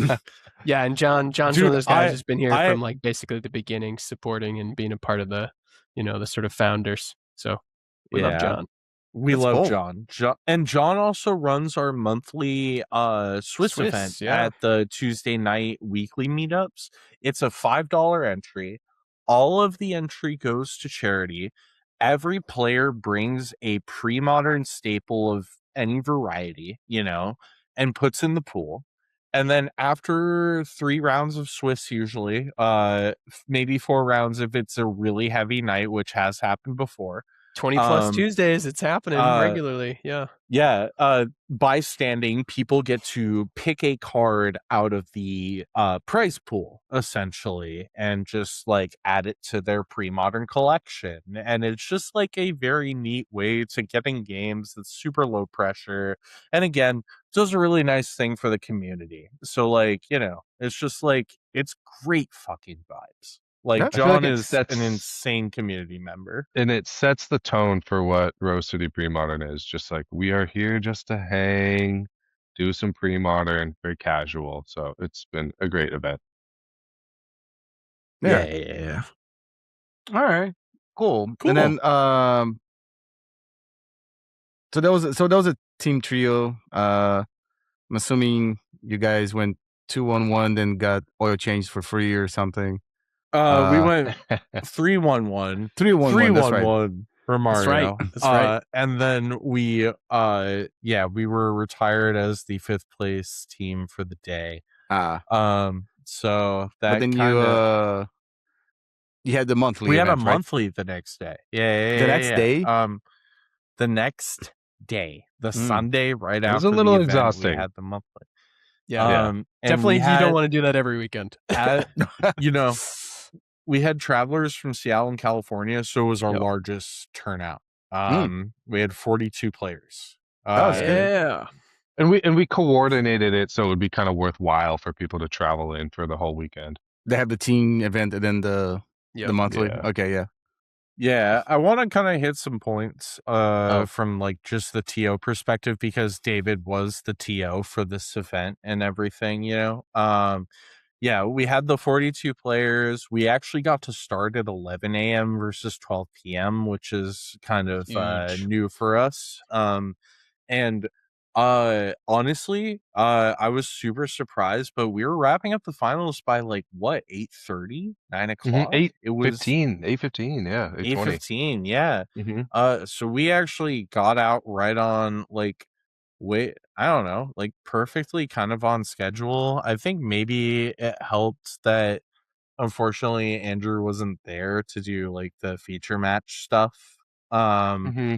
But at the same time, I really missed Andrew a lot at that Totally. event. So, The but feature match adds yeah, such a like element of prestige and Oh, fun. yeah. Yeah. Watching yourself yeah. misplay on camera, it's But incredible. even if Brian's Andrew was favorite there, activity. I think Yeah, that's I what think made we this get me. it. Yeah, I think we get out of there by 9, even if Andrew is there. So there'll be Like, no Totally. there'll be no heavy plays for this monthly. for the For March March, yeah. monthly. Yeah. Okay. But he's got a whole backlog. February's gonna fill it up. But yeah, we did 9 Right, rounds yeah. in under 9 hours, so it was good. Yeah. Yeah. And yeah, I don't know. Did you want to say more about the event from your perspective at all, David? I always have a fun I time with it. I don't find it to be too stressful. Sometimes I get a little like mind flooded where I'm handling a bit too much, but we have a good system where I can just play. I'm not like dealing with reporting and all that. So I I don't know. think We had it great also numbers. Yeah. helped that Mhm. Robert was like a side judge for you as Yes, well at that huge, event, like so huge. that you didn't have to take every single call that happened at the event, or like if you Yeah, did, you had somebody to defer to kind of turn the brain off, right? exactly. Like more And or I also less. we have a policy which I think would be good for any pre-modern group. It's just like just crowdsource the judge call. Like it's okay. We're casual. If you have to steal 30 seconds from the neighboring table, it's probably gonna be fine. Hey, Yeah, Judge. there are a lot of My opponent has oh a yeah. humility and opalescence in play. Yes. Oh no. Yes. I'm happy to No, break that dude. down. It's actually not that crazy, but yeah. No, I'm just kidding. We don't have to do this now. But Please no. But And what happens if they have the same timestamp coming in off a replenish? that happened to me at Eternal Weekend. Really? The Yeah. judge was not. Yeah, I was playing Chentress. My opponent was playing Replenish. They actually said like, I don't know how it's gonna happen, but I want to see what happens, and they cast Replenish, Yep. and then Romario. they called a judge. I think I had. If you I if you want think me I to had break it humility in down, play. I got you. Yeah, I If don't you know, want me but to I know break the it down. judge came over and she was not. After she answered the call, she said like, "Can you guys please not do this again?" And then I was like, Wait, "Yeah," but it was a long time ago though. I did send you an extremely relevant meme just now to that same thread there. If you want to pull it up for me, it is a photo of Robert, who is a level 2 judge. Um, Uh, yeah, there you go. Yeah, there it is. Nice. Yeah. that is funny. Yeah, when you cast humility and opalescence. So Nice. Yep. That's our venue right there. Oh, was it? that Oh, is our sorry. venue. Yeah, Lucky yeah. No Lab. worries. Lucky Labrador. Yeah, we love the Lucky Lab. So is it what you played? So yeah, this is the list I played, and I guess we haven't mentioned it yet, but I did run extremely deep with this list at the event. I was handed it. It was handed to me by Robert about 12 hours prior to the event. I came there the morning of, and I was like, "Hey," I looked at the sideboard for a second, and I was like, there are 2 crumbles and 2 pyroclasms in here. I hate those numbers. So I cut a crumble and added a 3rd pyroclasm. I'm And assuming actually this is the that third one. The whiteboarder one. Oh how yeah. could you tell? How do you know? Great choice in my opinion. 2 crumbles sounds so deep. I agree. Yeah, that doesn't seem It's right. because Robert had a lot of recency bias with the Dreadnought matchup. And he just wanted to like be invincible, I think, in that matchup. And that's fair. I get that, but I think that Pyroclasm has a lot more relevance in Everywhere the Portland else. pre-modern Yeah. metagame in general. So Is this the card that's the only change I made. Is this a card that like returns enchantments to? To the top of the library, Harmonic Convergence is a Yeah. deep cut, and in my opinion, much better than Tranquil Domain in certain contexts.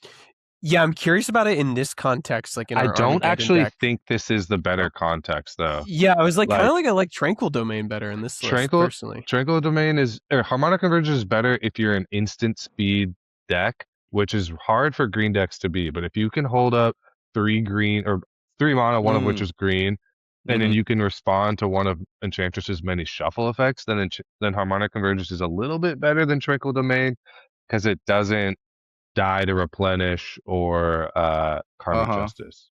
I didn't even think about that. The shuffle effects, yes.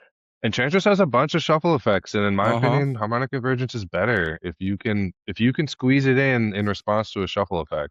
Right. Do the Then you don't fill the graveyard and leave yourself prone to replenish. But I that don't really think reminds this me is of deck. this Yeah. really reminds me of like in Legacy when people used to activate Night of the Reliquary and you like submersion response. Oh, that's good. Yeah. Yep. Yeah. Yep. I didn't even think about the.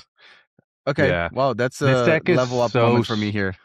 This Oh. deck is so sorcery speed that I don't think Harmonic Convergence is the right call. Yeah, but how did it play? I want to know. I'm dying. I am extremely happy to report that Harmonic Convergence was absolutely irrelevant on the day. That's what I got for nice. you. Just did not nothing. a single time did it come in. Not a single time did I touch it. I don't need that card, apparently. That said, I would absolutely consider Tranquil Domain over it because I do like it being 1 mana less, and I do think that it like is totally fine in this deck. Like I don't think that the Harmonic Convergence like corner cases matter to me too much. That's just my personal take.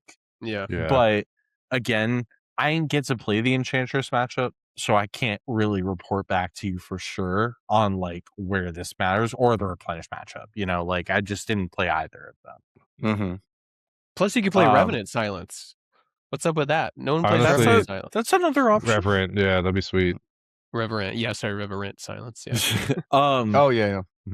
So I would like to just start out by saying that round 1 went really, really badly. Like it went so badly because I didn't look at the deck at all the night before or the day before. Like I just didn't look at the main deck. I was like, yeah, I get it. Like Terravores and like Nimble and Weather Wayfarer, and Robert's like telling me the night before about the corner case uses of Weather Wayfarer, or like you can crack a wasteland and like, you know, activate it, or like while your fetch is on a stack, Hold or like priority, or while you're like there's like a cycling trick too or something like that. I don't remember all of like the corner cases, but I was like, okay, yeah, like I'll just play the deck. And the word that he said to me was aggressive because of Nimble Mongoose specifically. And I said, and in my mind, that registered to me as play this kind of like an aggro deck. And so when I sat down in round 1, I kind of played it like an aggro deck. I just played my land every turn. I didn't really think about it. Like I just kind of like went about my way, and it was against Psychotog, and I lost 0-2. Like just kind of like, you know, just trying to sequence things out, get a counter, get it removed, like die a lot, etc., etc. And after round 1, I was kind of like over it. I was like, I just wanted to play something different today, and like I feel like I'm doing bad, like blah blah blah, like and like I messaged Waffle about it because Aiden in the Duress crew, Waffle, Joyful Waffle, I messaged him about it because he's been playing the deck, and I was like, dude, I don't get this deck. Like, why do I want to intentionally skip my land drops? Like, what? Like, I don't understand. Like, you know, this deck is like, you know, whatever. Like, just lock in, figure it out. And so I like look at the deck again, and I'm like, all right, let's slow down. I'm gonna be a little more methodical about my play. I'm just gonna be patient, and I'm gonna like try to just play good games. And then I snapped off 4 wins in a row. That's what I got for you. It just went like crazy. Did Aiden call you and just told you like just Cassatel, voila? For context, Aiden's from Boston, so. Oh, okay. No. All right. Yeah. No, round 2 I played against Dead Guy, and it was like fairly like simple, cut and dry, very like simple gameplay, just kind of like run them out of resources and then play down a threat and like kind of get there eventually over time. That threat being Terravore, so it's huge at that point, etc. And then like round 3, I played against Psychotog again, and they kept a one lander in game 1, and I was like, oh no, like like I got way ahead on board. And then game 2, it was a race versus like flying zombies because of zombie infestation with Wonder, Oh man. versus like the Call of the Herd elephants on the ground with the treetop village as well. Eventually joining that force, and like that was a really close race, and I ended up like pretty much taking it home with like I think I had like maybe a source of plowshares or something like that, just to kind of like dismantle like a good block, basically. And then round 4, I got the dream pairing. I got paired up into mono red Ponza, and I think Ponza is just like, that's what this deck wants. It's just like, okay, feed my Nimble Mongoose, feed my Terravore. By the way, you can't interact with Nimble Mongoose, like it was just like gross. And I got to like actually use Zern Orb to give myself threshold to win game 2, and use a Seal of Cleansing to blow up my own Zern Orb to get the win. Oh Like jeez. that was Nice. crazy. Yeah, I really like main deck Zern Orb. I've been seeing more of that, and like, yeah, that makes a lot of sense. Yeah, and then round 5, I played against Will, who's been destroying on MTGO lately with the green white madness deck, like the green white like Oh, the dog. mad dog deck, whatever like it's called, patrol hounds. And yeah, he's been crushing it lately. And I was nervous about the matchup, and we ended up playing 3 pretty solid games, but game 3 came down to like a Sylvan Library Mirror where I had mine on turn 1, and then I got to like disenchant his after he had used it and put like 2 bad cards back on top. So I knew I had like time walked him for like 2 turns at that point, and then I just kind of like got to like outsize his dudes with Terravore and Nimble Mongoose, and I locked my way up. I drew in the last round. And I locked my way into top 8, and in the quarterfinals, I played against Caustic, who was on Jeskai the Solution, but also mashed with Dreadnought. So it With was Fling, like, right? He's flinging yeah, too. with Fling. Yeah. So it was like Jeskai, Dreadnought, Fling, the Solution, like dot deck, essentially. And I 2-0'd him, and then I played against Mose, who was playing mono black braids, but also like Ponza. Yeah. Like, and I was like, oh, another Hold on, Ponza mono deck? black. Let's go. Yeah, Yeah, he like ended up choking top fouring. sands. He ended Oh, up top like fouring Rain with of his Tears, I brew. guess, or something like that. Yeah. Yeah, Okay. Mose was crushing it. Yeah, Mose was like having a very good day, and unfortunately, in our games, like game 1, I kind of just got him in like a very, I don't know, normal game where it was like back and forth, and then like eventually I closed it out. In game 2, unfortunately, he mulled to 6 and then kept a one lander, just kind of hoping to get there with like a Dark Ritual, which unfortunately only deployed a Powder Keg when he did cast it, which met Disenchant or something. a disenchant or a Seal of Cleansing, one of the two. And then he didn't draw another land after that, and it was just a very non-game of Magic, not a lot to report, unfortunately. And I found myself in the finals. And I found myself in the finals against my round 1 Psychotog opponent. So it was a perfect like story of like either he dirts me a second time for the whole trophy, or I demonstrate that I've learned how to win the matchup, and I go. And I won game 1, and I unfortunately lost game 2 and 3. Unfortunately, from my perspective, it was a very good win on his part. And I also think that matchup inexperience was kind of what dirted me in the end.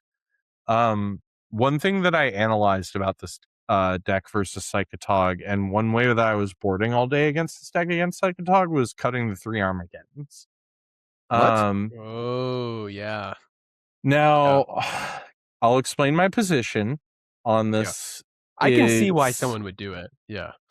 Yeah, you think of Gush, right? You think of the fact that it's 4 mana and that's very easily countered by Mana Leak on top of Counterspell. And it doesn't seem like a very effective card in the matchup to me off the cuff. However, what I came to learn through that finals and what I came to learn afterwards is that it's actually a very, very potent card in the matchup, surprisingly, because just taking your Psychotog opponent off mana to interact is extremely good. It's something my finals opponent admitted that he was worried about. It's also something that Waffle told me that he would do to keep it in. What I had done all day at first was cutting the Armageddons, the Zurin Orb, and the the Disenchant package, which is the Aura of Silence, Seal of Cleansing Disenchant. And then I was like, oh, wait, I want to beat Zombie Infestation. So I started cutting the Wayfarers. But the truth is, you're supposed to get the Wayfarers, the Disenchant package, and the Zurin Orb. That's the proper boarding. But I had been cutting Armageddons instead of like half of either side. So I was zeroing in kind of on like what is correct to board out here. But I was always boarding out Armageddon, which was wrong. So what are you bringing in? Is it I was bringing in the 3 Hidden Gibbons, the 2 Phyrexian Furnaces, and the 2 Pyroblasts, which is correct according to Waffle. That sounds good. But again, I should have been cutting the Disenchant package, the Zurin Orbs, and the Weathered Wayfarers, but all day I'd been either cutting the Armageddons and the Disenchant package and the Zurin Orb, or the Armageddons and the Weathered Wayfarers and the Zurin Orb. Well, how are you supposed to beat the zombie plan without the disenchant effects? You usually just outclass them with your Call the Herds being 3/3s, your Terravors being larger than 2/2s, your Nimble Mongeese usually being able to outgrow them. That Waffle says you're just able to out attrition like the zombie infestation instead of just hard answer. That's right, because in Second Talk they don't have the multiple you're squeeze, like, either right, yeah. They're not getting like insane value. Right. Okay. No, because I have been playing against some I don't know if it was the same deck, but I got paired at least 3 or 4 times the last leagues online. People playing Psychotog, but then they have Squeeze for Zombie Infestation. And then like post board they kind of turn into a Zombie Infestation deck with Squeeze. So maybe I was thinking maybe it was maybe they're different decks. I don't know. Yeah, this is like true Psychotog, not like a more ZI sort of build. Yeah. Okay. Yeah. All right. Well, I mean, Curran, but being handed a deck for not playing it ever. Great run, no, this is a great result. You get to the finals, like yeah. And you lost to the guy who won the whole event, Zayden, right? Yeah.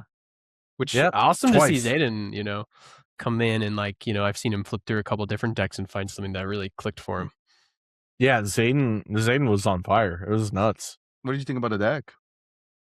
I liked it a lot. I would play it again easily. Like, I think it is a very powerful, very interactive deck that doesn't have like a obviously bad matchup. It feels like it can pair into anything and have game against virtually anything. It definitely just kind of feels like one of those decks that's just like very well rounded. And it was very fun to play and explore and learn. I won't play it's not a deck that I would hard commit to. It's not like nearly in like the style of Magic that I super love, but I think it's incredibly competitive and I think it's like a very fun deck to like play and try out. And it's green. So in the hands of Curran, we're going to the chip. The green thumb, if it's green, we go into the ship. Okay.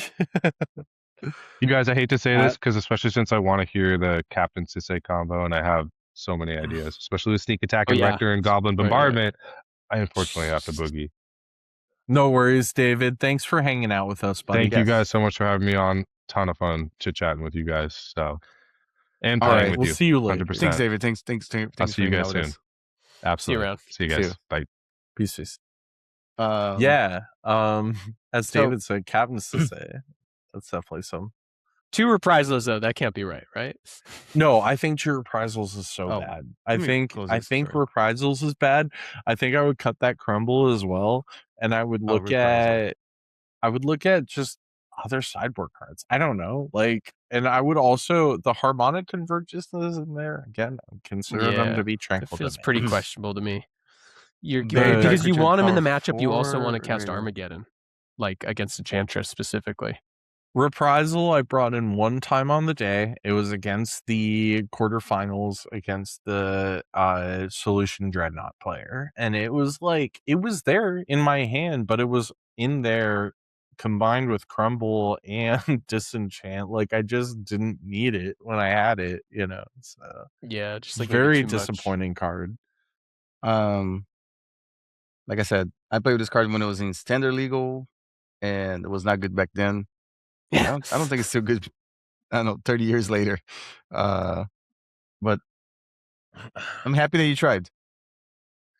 Yeah, I tried it, and I think there was like some merit to it. I also thought about other matchups where it could be relevant, but like at the same time, I just didn't run into those, you know. And also, I don't think there are a lot. When I think sit back and think about it, there aren't a lot of matchups where I would bring this card. I do like that we like I feel like it happens to me in Legacy nowadays.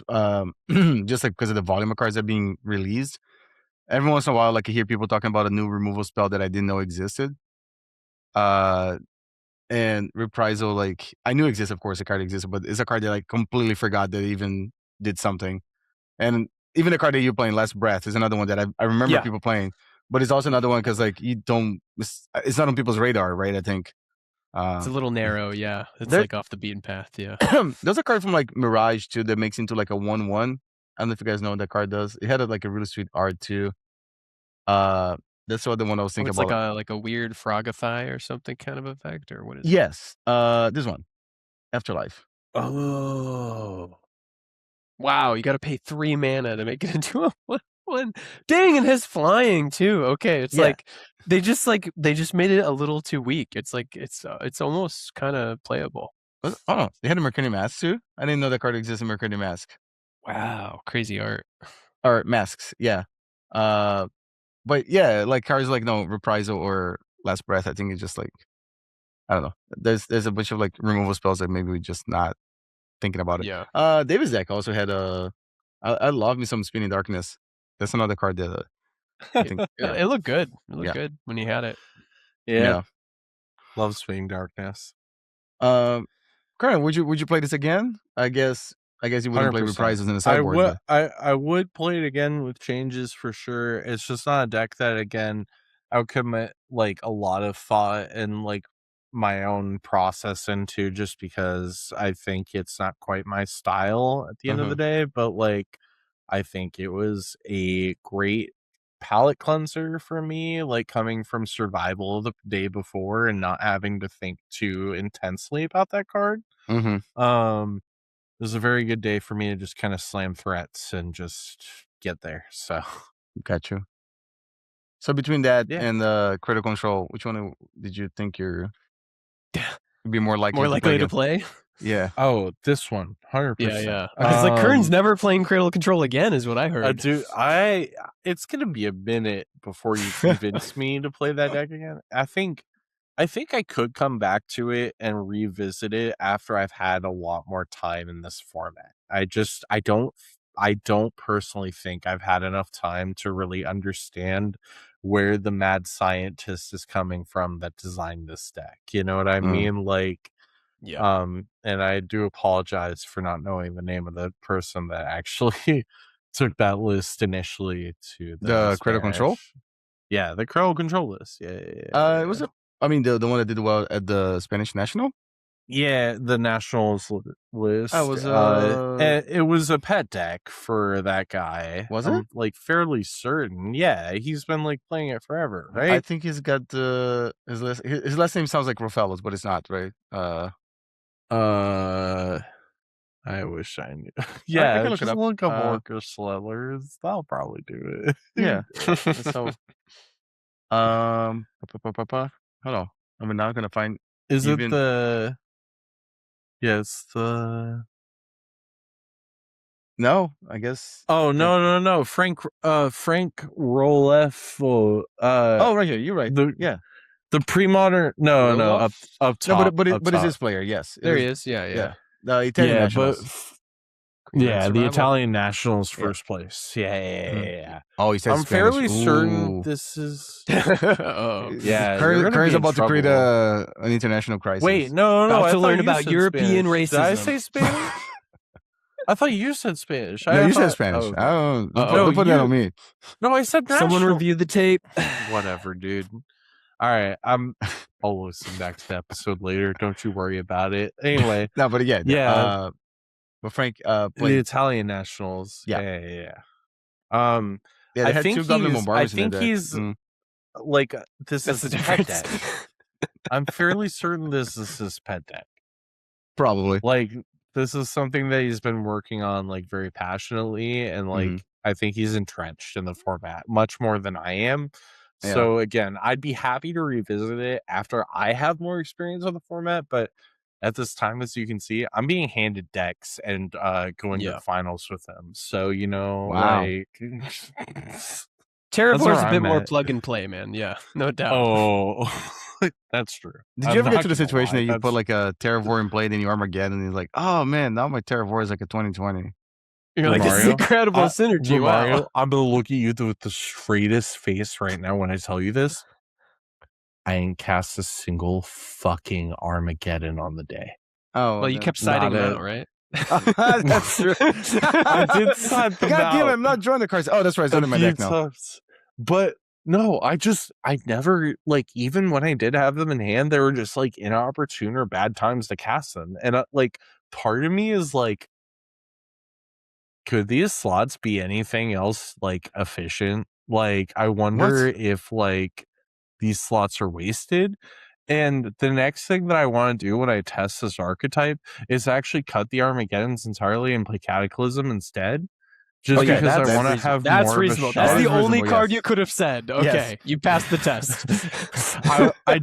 I know that is like the next right thing to do, just to see if I get any more use out of it. But also, like, I'd be curious, just a little curious to do, just play with the slots, see what I could do with them. No, I support that idea. You should definitely try different things. Yes, absolutely. But I didn't cast a single Armageddon. That card disappointed me. Altair and no Geddon. That's actually the name of the tournament report I ended up writing for this event. Nice. And it is going to be published on the Rose City Pre-Modern website, but it's not there yet. So I believe some people were like going the more extreme. They had like 4 Armageddons in the main deck and a Cataclysm in the main deck. And then they'll have like a number of Cataclysms in the sideboard. Now we're talking. When are you ever casting these cards? They cost too much mana. When you win a game. I'm sorry. Like, I just want 2 to 3 mana sources and I want to win off that. Like, I just don't care to cast Armageddon. I think maybe against that's more weird. controlling decks, you'd be more happy to have it. I'll say. Yeah. That. Well, what if I just shift them to the sideboard and play something else? Curran, maybe I should introduce this you is to what I'm saying. the That's Rock. not unreasonable. Have you heard of the Rock? I think like the Rock might be more use speed. I have heard of it. I've not played it yet, to be fair, in this format, but I have played the Rock in like Legacy and Cube. So that's like kind of the same thing. In Cube. Yeah, very similar to Pre-Modern. Very similar. No, but like, yeah, if you don't want to cast Armageddon and you're playing big green creatures, there is the Rock for you. If you want to work way harder for your wins than Terravor, you can play the Rock. I do want to try the Rock just because I'm a sick fuck who likes green black decks, but that's just me. I think like Pernicious Deed. But our very first paper event that we had here in Richmond, that we had 20-something people, and kind of sad to say that was the only time we had a lot of people play paper here in Richmond. I brought the Rock with me, and I think I went undefeated with the deck. It was pretty sweet. That sounds about right though. Like early pre-modern metagame. Bring out the Rock when everyone brings out their cool creature decks, and you're like, nice. Yep. Recurring Nightmare was a hell of a card too. Oh yeah. That's I mean, I really like this deck, Curran. I guess, man, it's gonna sound like I'm just picking on Curran now. I definitely disagree on the Armageddon. Armageddon is a sweet card in this deck. I mean, again, I am rather inexperienced with the archetype. I could just be talking Jack right now, but in my personal experience, Armageddon doesn't seem all that good in the deck right now. It is kind of interesting that it's a 2-port list, because generally the thinking around the deck is that the ports usually play more than 2. And because you're playing all these ports and wastelands, you're putting a lot of pressure on your opponent to play more lands out to beat the ports. And then because you're porting them so badly and they're playing all these lands, then Armageddon just crushes them. Yeah, they're forced to overextend. Yeah. Yeah. Yeah. But yeah, I think you heard here first. Curran is a Goblin Bombardment and Armageddon hater. I like it. We're getting some hot takes. I did not expect these things to be said today. Me neither. I did not take Armageddon out of Terrageddon. I did not wake up this morning and thought I was like, today I'm gonna hear Curran say that he hates Armageddon. Insane, but I'm out here slaughtering sacred cows apparently, and I'm just saying there are some people who have out there who have slaughtered sacred cows in other formats and have like actually made progression in their archetypes. I'm just out here as another player of the format. You don't have to listen to me. The super called I'm just making my own observations. You know, I actually feel like it's a good balancing force here, because I'm trying to put Armageddon into every deck I play, and you're the opposite of me. You're like, do we need that? And I'm like, how do you win if they have lands? The deck is called Terrageddon, and Curran's just like, Armageddon sucks. Why do you think the tournament report is called All Terra, No Geddon? Okay. Yeah, gotcha. Oh, I got nothing for you. Can't wait to read it. Yeah. But I will say this, Romario, do you want to talk about some Captain Sisay stuff, or it has been 2.5 hours so far? Yeah, I was gonna. I mean, I was gonna. This list is pretty similar to what you were doing too, so it's not like yeah. Pull it up. Yeah, I wish I had a visual. Does this thing have a visual thing? I know. Suki of the Kyoshi Warriors. Oh my gosh, we're not looking at that. You know what? Man, I hate that people aren't very familiar with that one. I bet. Does this thing have like a visual thing? I know. Websites like MTG Goldfish, they have the visual list. I actually hold on a second. You can change the view. I think the view right now is set to text. To the right. Go to the right more. Oh, too far right. A little more left. Oh, check that out. We're not doing this. Yeah, that ain't right. That's not. There you go. We're going with this one. The rest of the ones, it's fine. Did it just disappear? No. She's up in the middle. Okay. Top left. Yep. So it's kind of similar to what Curran was playing, like in Critical Control, I think, actually, this deck. I believe, because I posted a video of this deck, and I think, I believe it was William Moore. Yes. I'm pretty sure, like, the first list I got, it was from the same player. And it was cool because I posted the video, and then I want to say maybe like a week later, they had this event in Massachusetts, and I think Aiden played in the event too, because I think, or maybe no, he was helping cast. That's what it was. He was helping cast that event. Okay, and then we got to see this deck on camera. William played against Richey, and I believe it was a match to make top 8, I think. And it was a really good match to watch. So I don't know if the rest crew, if they upload their videos somewhere, or if it's just like a VOD on Twitch. But it was a good match to watch. And there's some differences to the list that I played, because I think, and if you look at it, like William only has 2. So I must have played this list here. This was like I guess like a quote unquote outdated list. The deck is a survival of the fittest deck that you're trying to gain advantage. And now, and I think we talked a little bit before we start the cast. List does play 3 copies of Captain Sisay, and I think Ryan was like ready to buy 3 of them before we even started the cast. I did immediately buy one just to test. Yeah. Okay. The card is sweet. And so what Captain Sisay, I was pretty excited. I remember when I got back into Magic, there was like a few cards that like they had printed the characters from the game. Like I mean, I remember like Curran and like Korvax and stuff, but I didn't know Captain Sisay was like one of the creatures that they actually made into a card. And I remember like reading this card, I was like, okay, this card's got to be for like Commander, or at the time it was like EDH, right? And I never really thought about this card again. I think it was like in the bulk rare boxes and LGSs and stuff. And I didn't realize that the card can search for anything that has legends on the card. So it can be lands, it can be creatures, it can be anything that has legends on it. And that's including some of the more obvious ones, of course, is like cards like what should we call Squee. I think I mentioned that one of the plays that I thought was really cool is like if you had a Massacre in play, just Captain Sisay to grab Squee so that way you can keep your Massacre around. Like anybody that played that quote unquote combination knows that it's like really really good. Against some blue decks, Captain Sisay for Moltani's Mara Sorcerer is also like it was also like a way to win the game. If you went more like a survival elves route, like with the Ranger Hermits in play, you can also just search for Kamal. And then the less obvious ones was that you can search for Gaia's Cradle with Captain Sisay. It was actually like one of the more common play patterns, I think, was like if I cast Captain Sisay early in the game by like let's say on curve, like Birds of Paradise into Sisay. Next turn it was like tap Sisay, grab Gaia's Cradle, and then you kind of what is the expression? The world is your oyster. Do whatever you want to do. I don't know. Yeah. You're cooking. Yeah, and then there were some situations. Also, this one is we're not doing this one. Please show me the correct one. Thank you. Yes. Thank you so much. If you order Mezavith from Timo, you get Core Haven. So it's also like just another way for you to like, of course, like deal with larger creatures. But yeah, I think the deck is really cool. Like, and I don't think you need to have Captain Sisay in play. I know it's a 4 mana 2/2 creature in a format that has Wastelands, Days, and Lightning Bolts.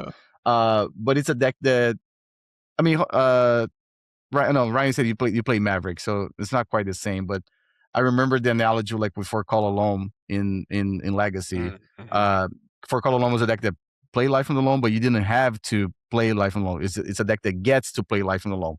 And I think after I played this deck for a few leagues, I realized that this deck is a deck that gets to play Captain Sisay, but you don't have to like resolve Captain Sisay for the deck to operate. You're still Survival the Fittest deck that has Sylvan Library too.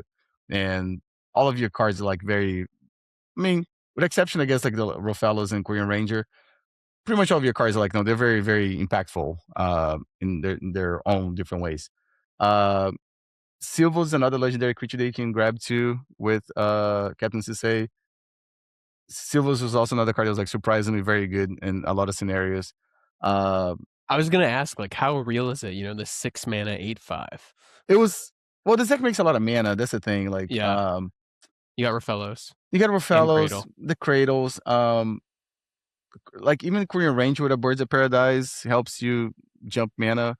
I don't know. I thought Silva's was very good. I think I'm trying to remember because this version that I was playing, and again, it could be like an outdated version. There was like a Warship in the deck, and Warship plus Silva's actually is like it's a lock against like a lot of decks too. If they're not playing Swords to Plowshares, that's I mean, it's a lot easier to do with Moltani because then you don't have to worry about anything really. But you also like it's harder for you to attack and get through damage, right? Because even like against like goblins, for instance, like if you have Silva's plus Warship, like you're not just wasting your time waiting for them to draw a Natural Ice. You're actually putting pressure. So now instead of them have like an unlimited window, now they only have like a 2-3 turn window before they just die to the Silva's attacking them. So, but yeah, the deck was the video that I posted is on my YouTube channel, of course, and I had a lot of fun playing this deck. I definitely bought 3 copies of Sisay, and like whenever I have like my next, I was hoping that Star City was gonna have an event this weekend. I was like, oh, maybe I'll get to play some survival Captain Sisay, but it didn't work out. But yeah, whenever I have another paper event, this is one of the decks I'm definitely going to be interested in trying to play. Did you know this card existed? Oh, is that a Nova Cleric? Yes. Oh yeah, dude, it's a 1/2, and you get to destroy some enchantments Destroy with it all too. For one, enchantments. like it blocks Lackey all day. Yeah. I didn't know that card existed. People in Portland have definitely been whispering about this card. It's come you up. guys just hate Enchantress there, I guess. We do. Well, if you had as many Enchantress players, Have you met Chris Stolar? We got Chris, we got Thomas, we got Duck, we got even more people. I just met a new player on Thomas is a yeah, Doug. Oh my god, bro. We do have literally a lot of guy playing his first tournament on Sunday that I played against was on Enchantress too. So like there's just more. There you go. More also, coming every weekend. Was it Sean from the freaking like Corvallis, like Albany area as well as there's like there is a lot of insurance. Yeah. Nova Cleric suite. But yeah, if you're someone that likes to play mid-range survival decks, and you're disappointed on critical control, hint hint, and you hate Goblin Bombardment, there is another option for you out there. Like, and it's I think Captain Sisay is like this deck is sweet. I 100% approve. Like, no, like I said, I think I spent like basically like a whole week just like queuing up like leagues online with this deck, and it was just really, really fun. Didn't think it had that many bad matchups, to be honest, too. I think this version didn't have a way to deal with the Devour combo, but I think that's kind of easy to fix. If you're taking this deck seriously and you really want to beat that deck, I don't think it's too hard for this deck to come up with a plan to beat that deck. But other than that, I think it was fine. The Enchantress matchup was okay. It wasn't great, but it was all right. So, yeah. I'm kind of curious. So would you ever be greedy enough to put Anger in this deck to try to make Anger work? That was my first question. As I see this, I was like, how sick would it be if all these cards have haste? Is that just a non-starter? You know what? I don't remember if it was one of the leagues that I was playing offline. I mean, like not recording. Or maybe it was it occurred to me a few times, but it's really we know how the meta base in Primata is like terrible, right? Like it's and it was like there were some times that like casting Swords to Plowshares off of Brushlands was too much damage. Yeah. So I don't think adding a third color makes things better. Or at least it introduces more problems than benefits. Yeah, I think so. Yeah. Okay. Now, maybe if you retool the deck differently, maybe there are legendary creatures in red that you want to add to the deck. I'm not sure. Then I'll probably have to get both Kamals in there. I mean, I don't know. I'll probably have to go on Scryfall, like, and look it up. Like, maybe there's a reason to go that direction. Then you just play 3 colors, but then red becomes a card. So like maybe I don't know. You cut Rofellos and Silvos and like find better red legendary creatures or something. But then you just like kind of come up with a different deck at this point. I don't think it'll be. It wouldn't look like this one. Yeah. I mean, you can always turn Swords to Plowshares into Lightning Bolts or something like that. So, and then it's like a different deck. Then you need to be way more aggressive. Okay, with the deck, which doesn't sound as good when you're trying to do this Captain Sisay thing and like grind games out with a lot of card advantage. Yeah. Okay. But I was looking at the new list here. Like it looks I'm kind of like excited to keep trying to like working on this deck. Maybe make some changes and stuff. But yeah, I was surprised that Captain Sisay it was playable in this format. To be quite honest. Yeah. So. Cool. You guys have anything else you guys want to talk about before we I mean, it's been nearly 3 hours. I think we've covered a lot. Personally, I'm resisting engaging you guys into telling me about if Call of the Claw is a trap or not in all survival lists. No, it's not. It's not. You think it's good? I think it's okay. good.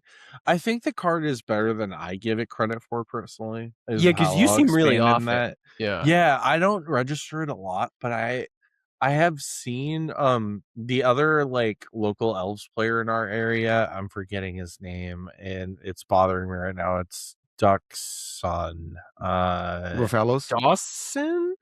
Dawson. Yes, Dawson is. I was gonna guess. I was gonna guess Ella Drummy next. No, Dawson plays elves quite frequently, but he's not as much of a survival lover as I am. He's kind of like off Sui and stuff like that. And he plays Elvish Champion instead, and he just kind of goes low. He just kind of goes more aggressive out of elves. And I see him utilize Collar the Claw in like the best ways. Like that is like the one thing that I kind of take from him when I like am like watching like his games and stuff. He just always is like able to float the mana in response to some nasty like board wipe or something like that, and then just like Collar clause in there, and then just all of a sudden one in the game. You know what I mean? Like, I do genuinely think the card is better than I have given it credit for in the past, and I think it's a very good card in survival decks to be able to lean on. So that's my take on that question. You just have to sniff out the parish the turn before they're gonna cast it. Yeah, and I think the next time you see me register, something survival adjacent, I will probably be on Call of the Claw. Yeah. I mean, especially when people are playing Route in our metagame from time to time. Wow. Yeah. It routed, dude. Yeah.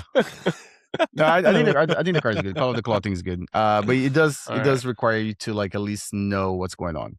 Yeah. You can't just bring your deck in. You have to be conscious. You do have to like leave the mana up for it. You have to play around it. But I don't know, like 4 mana at most kind of to play around that. It's not a huge requirement out of a Cradle deck. You know what I mean? Yeah. So, but other survivalists maybe a little more questionable, like having that 4 mana up to demand it.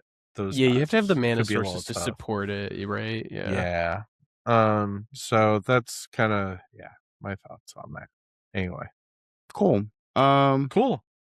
I do actually, this is very convenient. I don't know if you guys know who Paul Lynch is. If anybody like followed Legacy early 2010, 11, like Star City events and stuff. Oh god, that was before my time personally. I mean, I think Paul did put up some results. I'm gonna say this because I know him from like playing Legacy, and I know he won a Star City event. Had a bunch of good results. Also, someone that's been playing Premodern too. And I believe he's also jumped on the Premodern on Magic Online too. I think Paul was one of those people that really want to stick to paper Magic, and but he's been playing Premodern, and he messaged me. Actually, it's the second time he messaged because, again, speaking of communities, they're growing. They're gonna host an event on April 18th in what's the name? I'm sorry, I'm gonna get the name of the story right. Game Haven, and it's in Baltimore, Maryland, and I think the event's capped at 32 players. And Paul's words, it's his birthday, so he's gonna have a cake for everyone too. Gold border cards are legal, and the event's proxy friendly. The event will be capped at 32 players, and gold border Cradle is gonna be given out randomly as a door prize. So, wow, that's cool. So that's cool. How much is one of those things nowadays? A gold border Cradle has probably got to be quite a bit by now. I would only imagine that it's gone up. Oh my gosh. Whoa, it's way higher than I thought it was going to be. No. I paid this much for real ones about 8 years ago. Dude, I paid 150 for my first real ones ever. That's crazy. That's the Premodern has like done kind of dumb things to card prices. Yes. Oops, sorry, I didn't mean to put you my microphone. Well, so if anybody that's listening in this DC, Maryland, Virginia area, go attend the event at Game Haven on April 18th. You might get a great door prize. That's a really good door prize. Correct. Pay your entry fee. It's $25 entry fee, and you might walk away with a gold border Guy's Cradle, which is the embodiment of Premodern. I don't know. 100%. Yeah. Cool. Do you guys have anything else you guys want to talk about before we get out I of here. think I'm all tapped out. I really appreciate both Ryan and David being here today to kind of like, they're my teammates and they're ones that traveled with me to Seattle like for a pre-modern event like well before this trios event. Like it was over a year prior. Back I to feel back with like. the legacy event the next day. That's definitely up there as memorable Magic weekends. Man. Yeah, and like as soon as this trios event was announced, I was like Ryan and David, like those two, and I need to be on a team together because we I need was like, to thank God remember. Curran can carry my ass. No, and then Ryan carried our asses, so you know. Well, then I went 0-3 drop next day, so maybe I just got lucky. Were you playing the same deck same exact list? Yeah, You were playing the same. Just got obliterated. Yeah. Oh my God, I didn't even know, bro. I know you had left early because I was like, "Where's Ryan? Like, why didn't I get to say goodbye to Ryan?" I said the sun's out. All right, I'm gonna take this as a sign. Go enjoy. Trying to enjoy my Sunday. Yep. Oh, Gotcha. 0-3, so brutal. I'm so sorry, Ryan. Nah, it's all good. They're fun games. Is there any like events coming up you guys want to talk about? Anything like that? I don't know if that's We have. I mean, our next monthly is going to be on the second Sunday. Sundays. That's right. Of April. So I think that's April 12th, if I recall correctly. And the reason I know this is because I'm gonna miss it. I am going up to Canada on April 11th or April 10th to play an event on April 11th that has that's right. it has a first place heavy play City of Traders goes to first place, and then the rest of top 8 gets a powder keg. Nice. And it's just nice. like a very fun event, and it's put on by Elliot, who we've had on the podcast prior. And I am so excited to take the train up there again. I have an Airbnb rented out. My buddy TJ is coming up with me, who's getting into the format very recently, and he'll be playing Segatog. And I think I have room for a third person. I think I'm going to take my buddy Robert if he can make the finances work, but if he can't, I might try to find a third person to fill that. just get a random person that is going to leave a comment below. Oh yeah. Rooming with a rando. Yeah, that's fine. I'm down. If you play pre-modern, it can't be that bad, right? You're probably cool. Like, I assume you're cool immediately. So yeah, absolutely. We'll figure it out. Unless your name's William Hurst. Oh my gosh. All right. Sorry, not to open up that can of worms. He's leaking it in right at the end of the episode. Can't let him get away with it. God. All right. Sorry. All right.